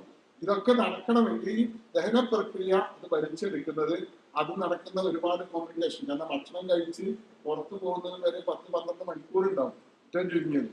അത്രയും സമയം ഇതിനകത്ത് ഒരുപാട് ഈ മൈക്രോ ഓർഗാനിസംസ് ഒക്കെ വർക്ക് ചെയ്തുകൊണ്ടിരിക്കുന്നു. നമ്മുടെ ശരീരത്തിലേക്ക് ഏറ്റവും കൂടുതൽ ബയോമാസ് ഉള്ളത് നമ്മുടെ അബ്ഡമിനകത്താണ്. ഈ കാഴ്ചകൾക്കൊക്കെ തന്നെ ഫലപ്രദമായിട്ട് പ്രവർത്തിക്കണമെങ്കിൽ നാര് വളരെ പ്രധാനമാണ്. അതുകൊണ്ട് ഫൈബർ നമ്മുടെ ഭക്ഷണത്തിന് ഏറ്റവും പ്രധാനമായിട്ടുണ്ട്. പക്ഷെ പലപ്പോഴും നമുക്കിപ്പോ ഇന്ന് കഴിക്കുന്ന ഭക്ഷണം എടുത്ത് നോക്കിക്കഴിഞ്ഞാൽ പൊറാട്ടയും ബീഫും കഴിച്ചാൽ അങ്ങനെ ഫൈബർ കിട്ടില്ല. ഫൈബർ വേറെ കഴിച്ചാലും പറ്റും. അതുകൊണ്ട് കഴിക്കുന്നതിന് വ്യത്യാസമില്ല എന്നല്ല, പക്ഷെ അതിന്റെ കൂടെ ഫൈബർ വേറെ കഴിക്കണം. നമ്മൾ ബ്രെഡ് വാങ്ങുകയാണെങ്കിലും ഇന്ന് ആ പ്രോസസ്ഡ് ആയിട്ടുള്ള നമുക്ക് എളുപ്പത്തിൽ കുക്ക് ചെയ്യാൻ സ്ത്രീകൾക്ക് ഒക്കെ അടുക്കള മുഴുവൻ സ്ത്രീകൾക്ക് വിട്ടുകൊടുത്ത് അവരെ ഫുൾ ടൈം അതിനകത്ത് പണിയോട് പണിയാക്കുന്നതുകൊണ്ട് അവരതിന് അടുക്കളയിൽ നിന്ന് വിമോചിപ്പിക്കണം എന്ന് ഞാൻ തർക്കമില്ല. പക്ഷെ അതിന് പകരം നമ്മൾ കൊണ്ടുവന്ന കുറെ യന്ത്രങ്ങളും അതിന് പകരം ഹാഫ് കുക്ക്ഡ് ആയിട്ടുള്ള പ്രോസസ്ഡ് ആയിട്ടുള്ള ഫുഡാണ്. പക്ഷെ ഈ പ്രോസസ്ഡ് ആയിട്ടുള്ള ഫുഡ് വരുന്നത് വെച്ചാൽ കമ്പനികളാണ് അരി എടുത്ത് പൊടിച്ച് പാക്കറ്റാക്കി നമുക്ക് തരുമ്പോൾ അതിന് നൂഡിൽസ് ആക്കി തരുമ്പോൾ എന്താ പ്രശ്നം വെച്ച് കഴിഞ്ഞാൽ അത് ഷെൽഫ് ലൈഫ് കുറെ കാലം കീപ്പ് ചെയ്യണം എന്നുള്ളത് കൊണ്ട് അതിനകത്ത് ഇങ്ങനത്തെ കുഴപ്പമുണ്ടാക്കാവുന്ന സാധനങ്ങളൊക്കെ വരുന്നു. പല സാധനങ്ങളും അതായത് നമ്മൾ അതിന് പോഷകാംശം കിട്ടുന്ന പലരുമാണ് കൂടുക. എന്നിട്ട് അതിന് പകരം ചേർക്കുന്നത് അതിനകത്ത് ഫംഗസ് വരാതിരിക്കാന്, അത് കട്ട പിടിക്കാതിരിക്കാന് അതിങ്ങനത്തെ കുറെ സാധനങ്ങൾ അതിന് ചേർക്കുകയും. എന്നാൽ അത് 6 മാസം നിൽക്കും, ഒരു കൊല്ലം നിൽക്കും. അവിടെ വെച്ച് കഴിഞ്ഞാൽ ഫാക്ടറിയിൽ ഉണ്ടാക്കി അത് നമ്മൾ വാങ്ങുന്നത് വരെ അവിടെ കേടുവരാതിരിക്കും. ഈ 2 പണിയിട്ട് ഒഴിവാക്കുന്ന സാധനങ്ങൾ, അതിൽ കൂട്ടിച്ചേർക്കുന്ന സാധനങ്ങളും ഹെൽത്തി ആണ് എന്ന് ഉറപ്പുവരുത്താനുള്ള സംവിധാനം നമുക്ക് വളരെ പല രാജ്യങ്ങളിലും നമുക്ക് ഭയങ്കര സ്റ്റാൻഡേർഡ് ഒക്കെ ഉണ്ട്. സ്റ്റാൻഡേർഡ് വെച്ച് അതിനൊക്കെ നല്ല ഉദ്യോഗസ്ഥന്മാർ വെച്ച് ഓരോ സാധനം പരിശോധിച്ച് മരുന്നൊക്കെ പരിശോധിക്കുന്ന പോലെയാണെങ്കിൽ കൊള്ളാം. ഇപ്പൊ നമ്മുടെ നാട്ടിൽ ഉണ്ടാക്കിയത് പുറത്തേക്ക് കയറ്റുമതി ചെയ്യുമ്പോൾ ചെക്ക് ചെയ്തിട്ട് സാധനങ്ങളുടെ ലോഡോടുകൂടി തിരിച്ചു വരും. അതുകൊണ്ട് ഇവിടുന്ന് വിടുമ്പോൾ തന്നെ സൂക്ഷിച്ചിട്ടാണ് ഇന്റർനാഷണൽ സ്റ്റാൻഡേർഡ് ആണെന്നൊക്കെ പറയുന്നത് പോലെ നമ്മുടെ നാട്ടിൽ ഓരോ ഹോട്ടലിലും ഉണ്ടാക്കി വിൽക്കുന്ന കട, നമ്മുടെ സൂപ്പർ മാർക്കറ്റിൽ കിട്ടുന്ന ഓരോ പദാർത്ഥവും ഇതുപോലെ ഒരു സ്റ്റാൻഡേർഡ് നോക്കിയിട്ടാണ് ഉണ്ടാക്കുന്നത് ചോദിച്ചു കഴിഞ്ഞാൽ 99% അല്ല എന്ന് നമുക്കറിയാം. അപ്പൊ അതുകൊണ്ട് തന്നെ അതിൽ എത്ര ചേർത്തു, എത്ര കുറച്ചു, എത്ര കൂട്ടി എന്നൊന്നും നമുക്ക് പറയാൻ കഴിയില്ല. കൂട്ടിയാലും കുറച്ചാലും അപകടം ഉണ്ടാക്കാവുന്ന ഒരുപാട് വസ്തുക്കൾ അതിനകത്ത് ഉണ്ടാവും. അപ്പൊ അതിനകത്ത് ഈ പ്രോസസ്സിങ് അതേപോലെ തന്നെ കീപി ക്വാളിറ്റിക്ക് വേണ്ടിയിട്ടൊക്കെ ചെയ്യുന്നത് പലപ്പോഴും ഇപ്പൊ നമ്മളൊരു ബേക്കറിയിൽ ചെന്ന് നോക്കിയല്ലേ, അവിടെ പുറത്ത് നിൽക്കുമ്പോ തന്നെ നമ്മുടെ ഗുരുവാ വന്ന് വാങ്ങിക്കോ എന്ന് പറയുന്ന തരത്തിലേക്കാണ് വെട്ടിത്തിളങ്ങുന്ന കളറുകൾ. ഏത് കളർ വേണമെങ്കിലും ആ കളർ മുഴുവൻ അവിടെ കിട്ടും. പച്ച ലഡു അല്ലേ, എന്തൊക്കെ കളറാണ് ഇത്. വെട്ടി ഹൽവയൊക്കെ ആണെങ്കിൽ ഐസ്ക്രീം ആണെങ്കിലും എങ്ങനെ ഈ കളറൊക്കെ വരുന്നു എന്നതിനെ കുറിച്ചൊന്നും നമ്മൾ ആലോചിക്കുന്നില്ല. നമ്മളെ മക്കൾക്ക് നമ്മൾ അതാണ് മേടിച്ചു കൊടുക്കുന്നത്, നമ്മളാണ് അത് സമ്മാനമായിട്ട് കൊടുക്കുന്നത്. നമ്മുടെ ഗസ്റ്റുകൾ വന്നു കഴിഞ്ഞാൽ അവർക്ക് ഇതാണ് ആവശ്യം എന്നുള്ളത് കൊണ്ട് നമ്മൾക്ക് അത് തന്നെയാണ് കൊടുക്കുക. ഇങ്ങനെ ഒരു വിഷമവൃത്തം എന്ന് പറയുന്ന തരത്തിലേക്ക് നമ്മൾ മറ്റുള്ളവർക്ക് വേണ്ടി ചെയ്യുന്നു, വിഷം വിളമ്പുന്നു, അവര് നമുക്ക് ഇതേപോലെ തന്നെ ചെയ്യുന്നു. നമ്മൾ കല്യാണത്തിനോ കൂട്ടറിനോ എന്തിനു ചെന്ന് കഴിഞ്ഞാലും നമുക്ക് തന്നെയാണ് നിൽക്കുക. അങ്ങനെ നമ്മളെല്ലാവരും കൂടി ഒരു കുടുക്കിൽ പെട്ടിരിക്കുകയാണ് എന്നുള്ളതാണ് ഇപ്പോഴത്തെ ഒരു അവസ്ഥ. അപ്പൊ അതിനകത്ത് ഈ ചേർക്കുന്ന പല രാസപദാർത്ഥങ്ങളും കളറുകളും അഡീഷണൽ ആയിട്ടുള്ള ഷുഗറുകളും, ഷുഗറൊക്കെ പഞ്ചസാര നമുക്ക് ഉണ്ടാകുന്ന ഷുഗറാണ്. പക്ഷെ പഞ്ചസാരയേക്കാൾ വളരെ കൂടിയ മധുരം തരുന്ന ഒട്ടേറെ ഷുഗറുകളുണ്ട്. അതുകൊണ്ട് ലാഭമുണ്ട്. കാരണം കുറച്ചിട്ടാൽ തന്നെ ഇഷ്ടം പോലെ ഉണ്ടാക്കാൻ കഴിയുന്ന സാധനങ്ങളുണ്ട്. സാക്കറയും പോലെയുള്ള ഒരുപാട് സാധനങ്ങളുണ്ട്. പക്ഷെ ഇതൊക്കെയാണ് ഉപയോഗിക്കുന്നതെന്ന് ഇടുന്ന ആൾക്ക് പോലും അറിയില്ല. ഒരു സൂപ്പർ മാർക്കറ്റിൽ ചെന്ന് പോയിട്ട് അവിടെ സാധനങ്ങൾ നിരത്തി വെച്ചിട്ടുള്ള പലതരത്തിലുള്ള ഫുഡ് കളറുകളും പല സാധനങ്ങളൊക്കെ ഉണ്ട്. ഇതിനകത്ത് എല്ലാം ചോദിച്ചു കഴിഞ്ഞാൽ ഇതൊക്കെ ഇടും, ഇതാണ് ഇടാ, ചൈനീസ് ഭക്ഷണം പറഞ്ഞാൽ ഇതാണ് ഇടുന്നത് എന്ന് റെസിപ്പി നോക്കിയിട്ടുണ്ടാവും. അല്ലെങ്കിൽ മറ്റേ കിട്ടും. ഇതൊക്കെ കൂടി വിടുക. നമ്മുടെ നാട്ടില് രാസവളം എടുത്താൽ മതിയാ. ഇത് അശാസ്ത്രീയമായിട്ടുള്ള രീതികളാണ്. ഇതൊക്കെ കൗണ്ടർ പ്രൊഡക്റ്റീവ് ആണ്, നമുക്ക് തിരിച്ചടിക്കുന്നതാണ്. ഭക്ഷണത്തിനും അത് തന്നെയാണ്. ഓരോ ദിവസം 3-4 നേരം കഴിക്കുന്ന ഭക്ഷണത്തിനകത്ത് ഇത്തരം അവസ്ഥകൾ വന്നുകൊണ്ടിരിക്കുന്നു എന്നുള്ളത് നമുക്ക് തിരിച്ചറിഞ്ഞാൽ പോരാ, ഇടപെടാൻ കഴിയും. എന്നാണ് വ്യത്യാസം. ചെറിയൊക്കെ എല്ലാവർക്കും ഉണ്ട്. പക്ഷെ ഞാനെന്ത് ചെയ്യാനാ എന്നുള്ള നിലക്കാണ് നിൽക്കുന്നത്. അവിടെ ഇടപെടാൻ കഴിയണം. മിതമായ അളവിൽ കഴിക്കുക, പതുക്കെ ഭക്ഷണം കഴിക്കുക, ഭക്ഷണം നന്നായി ചവക്കുക, ധാരാളം വെള്ളം കുടിക്കുക, ടി വി കാണുമ്പോൾ ഭക്ഷണം കഴിക്കുന്നത് ഒഴിവാക്കുക. ഇതൊക്കെ വളരെ പ്രധാനമാണ്.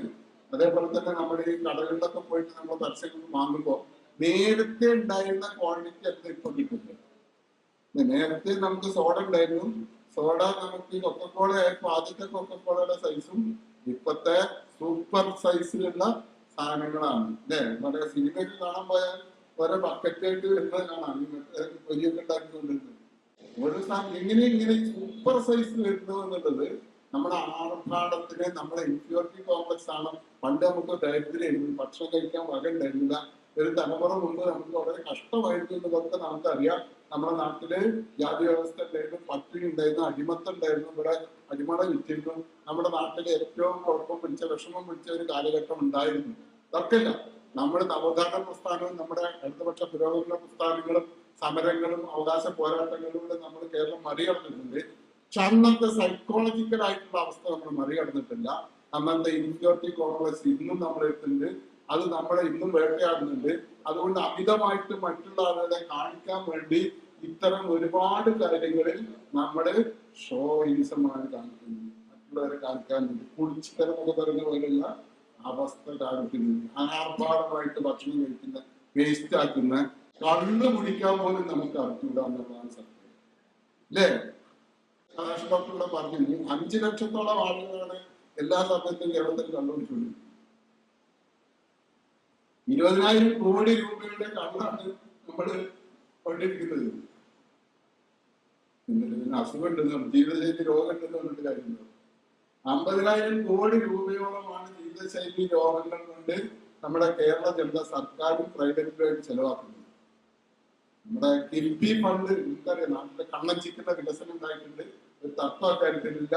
ഈ ഗവൺമെന്റ് അത്തരം വിദ്യാഭ്യാസ രംഗത്ത്, റോഡിനകത്ത്, മറ്റ് രംഗത്തൊക്കെ തന്നെ വലിയ വികസനം ഉണ്ടാക്കുന്നതിന് നമ്മൾ സഹായിച്ചിട്ടുണ്ട്. കടമെടുത്തിട്ടൊക്കെ നല്ല വികസന പ്രവർത്തനം ഉണ്ടാണെങ്കിലും ആ കടക്കെ തിരിച്ചടക്കാൻ നമുക്ക് സമ്പത്ത് ഉണ്ടാകുമ്പോൾ കഴിയും. അതിനൊന്നും കുഴപ്പമില്ല. അതുകൊണ്ട് കിഫ്ബിയിൽ നമ്മൾ റോഡെടുത്ത് നന്നായിട്ട് നടത്തിയിട്ടുണ്ട്. അങ്ങനെ നല്ല കാര്യം. ഇത്ര 60,000 കോടിയാണ് നമ്മൾ ആകേണ്ടത്. പക്ഷെ നമ്മൾ ഒരു വർഷം ആരോഗ്യ രംഗത്ത് വിജാതി പണിയെടുത്തിട്ട് 50,000 കോടിയാണ് ചെലവഴിക്കൊണ്ടിരിക്കുന്നത്. നേരത്തെ മനോജ് പറഞ്ഞമാര് ഇപ്പൊ ബ്ലാക്ക് സ്റ്റോൺ പോലെയുള്ള അമേരിക്കൻ റിയൽ എസ്റ്റേറ്റ് കമ്പനി വന്നിട്ട് നമ്മുടെ ആശുപത്രികളൊക്കെ വാങ്ങിക്കൊണ്ടിട്ടുണ്ടെങ്കിൽ അവർ തീരുമാനിക്കുന്ന വില കൊടുത്തുകൊണ്ട് നമ്മുടെ ആരോഗ്യ ചികിത്സ നടത്തുന്ന സ്ഥിതി ഉണ്ടാകും. സ്വാഭാവികമായിട്ടും അതിനകത്ത് ഒരു ഭാഗം നമ്മുടെ ശൈലി തന്നെയാണ്, നമ്മുടെ ശീലം തന്നെയാണ്. അതിനകത്ത് ഒരുപാട് മേഖലയിൽ നമുക്ക് ശ്രദ്ധിക്കേണ്ടതുണ്ട്.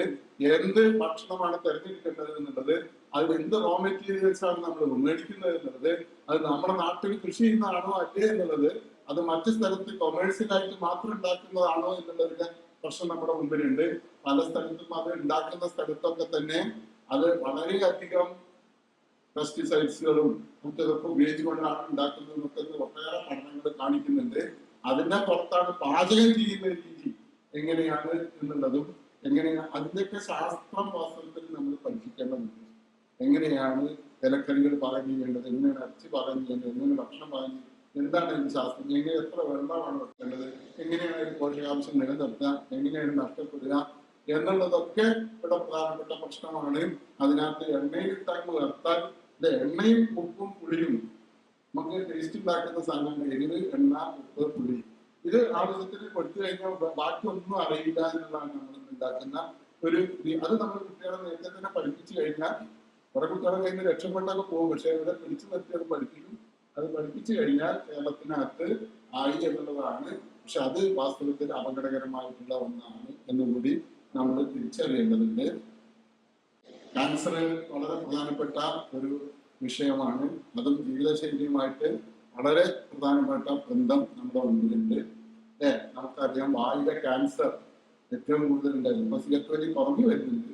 സിഗരറ്റ് വലി നിരോധിച്ചത് കൊണ്ടല്ല കുറഞ്ഞത്. സിഗരറ്റ് വലി നിരോധിച്ചാണ് സിഗരറ്റ് ഇത്ര നിരോധിച്ചിട്ടുണ്ടോ?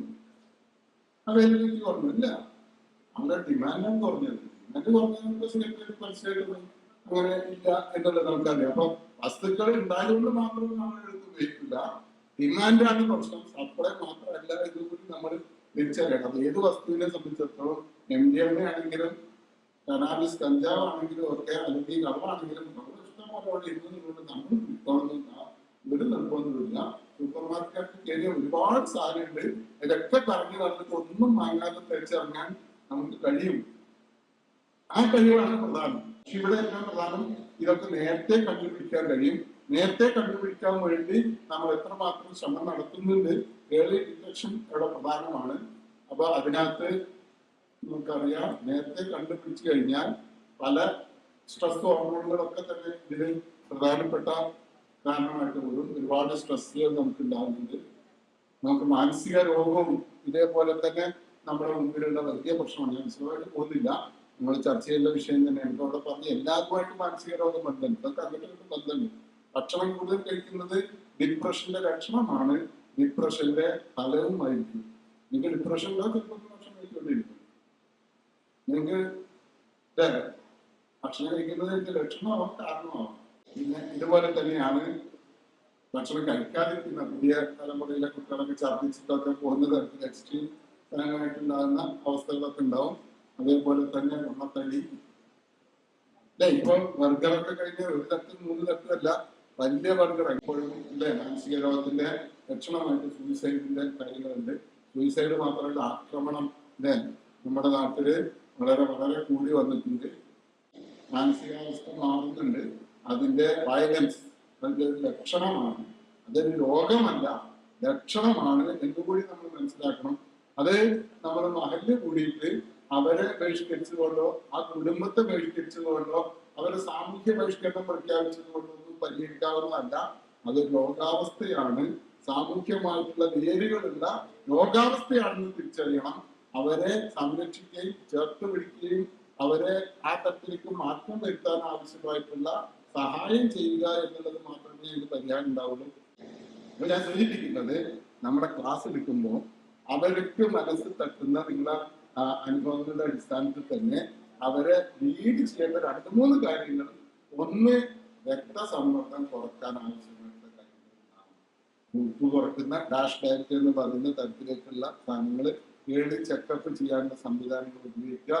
നീ ഏതെങ്കിലും തരത്തിൽ പ്രഷർ കണ്ടുപിടിച്ചിട്ടുണ്ടെങ്കിൽ നിർബന്ധമായിട്ടും പ്രഷർ കൺട്രോളായിട്ട് നിർത്തിയെന്ന് ഉറപ്പ് വരുത്താനുള്ള എല്ലാ ഡയബറ്റീസും അതുപോലെ തന്നെയാണ്. നമ്മുടെ വ്യായാമം വർദ്ധിപ്പിക്കാൻ എന്ത് വഴിയുണ്ടോ ആ വഴികൾ മുഴുവൻ ഉണ്ടാവണം. അതേപോലെ തന്നെ ജനങ്ങൾക്ക് സാമൂഹ്യമായ സന്തോഷവും ആഹ്ലാദവും ഉണ്ടാകുന്നതാണ് പലപ്പോഴും ചെയ്യുക. പക്ഷെ ആരോഗ്യകരമായി സന്തോഷവും ആഹ്ലാദവും കിട്ടാവുന്ന ഒരു സാധനം നമ്മുടെ നാട്ടിൽ ഇല്ല എന്നുള്ളത് കൊണ്ടാണ് പള്ളുകുടിയിൽ സന്തോഷം ഉണ്ടാകുന്നത്. ഈ തരത്തിലുള്ള മോശമായ കാര്യത്തിലേക്ക് സന്തോഷമാണ്. അതുകൊണ്ട് ആളുകൾക്ക് സന്തോഷമുള്ള കൂട്ടായ്മകൾ ഉണ്ടാക്കാനുള്ള ശ്രമങ്ങൾ നടത്തണം. ആ തരത്തിലൊരു ശ്രമം നടത്തുകയാണെങ്കിൽ കേരളത്തിനകത്ത് നമ്മുടെ ജീവിതശൈലിയിൽ വലിയ മാറ്റം ഉറപ്പവും വ്യായാമവും ഉണ്ടാക്കുകയാണെങ്കിൽ നമുക്ക് നമ്മുടെ രോഗാതുരത കുറക്കാൻ വേണ്ടി കഴിയും, അതിനുള്ള ചെലവ് കുറക്കാൻ കഴിയും, സാമ്പത്തികമായിട്ട് നമ്മുടെ ആളുകൾക്ക് വളരെ മെച്ചപ്പെടുത്താൻ കഴിയും, ഇവരുടെ ഈ അധ്വാനം കൂടുതൽ സർഗപ്രവർത്തനങ്ങളിലേക്ക് മാറ്റാൻ കഴിയും. കേരളത്തിൽ തന്നെ നവോത്ഥാനത്തിന്റെ അടുത്തൊരു ഘട്ടത്തിലേക്ക് കയറാൻ കഴിയും. അത് വളരെ മെച്ചപ്പായിട്ട് ലോകത്തിൽ നമുക്കറിയാം. അടുത്ത വർഷം കേരളത്തിലെ സാക്ഷരതാ പ്രസ്ഥാനം പോലെ തന്നെ ജനകീയാസൂത്രണ പ്രസ്ഥാനം പോലെ തന്നെ നമ്മൾ ജനകീയമായിട്ടുള്ള ജീവിതശൈലി രോഗങ്ങളിൽ മാറ്റം വരുത്താൻ കഴിയുന്ന ഒരു വലിയ പ്രസ്ഥാനം ലക്ഷ്യത്തിന് മാത്രമല്ല ബാക്കി എല്ലാ ആളുകളും കൂട്ടിച്ചേർത്തുകൊണ്ട് ആരംഭിക്കണം എന്നുള്ളതാണ്. നിങ്ങളുടെ ക്ലാസ്സുകളൊക്കെ തന്നെ നിങ്ങളുടെ അതിനെ ഒരു പരീക്ഷണമായിട്ട് അതിനൊക്കെ ജനങ്ങളെ ഒന്നിച്ചു ചേർക്കാൻ വേണ്ടി ആരോഗ്യ രംഗത്ത് പ്രവർത്തിക്കുന്ന മറ്റെല്ലാ ആളുകളെയും ഇങ്ങനത്തെ കൂട്ടിച്ചേർക്കാൻ കഴിയുന്ന തരത്തിലേക്ക് മാറണമെന്ന് മാത്രം സൂചിപ്പിച്ചുകൊണ്ട് ഞാൻ അവസാനിപ്പിക്കുന്നു.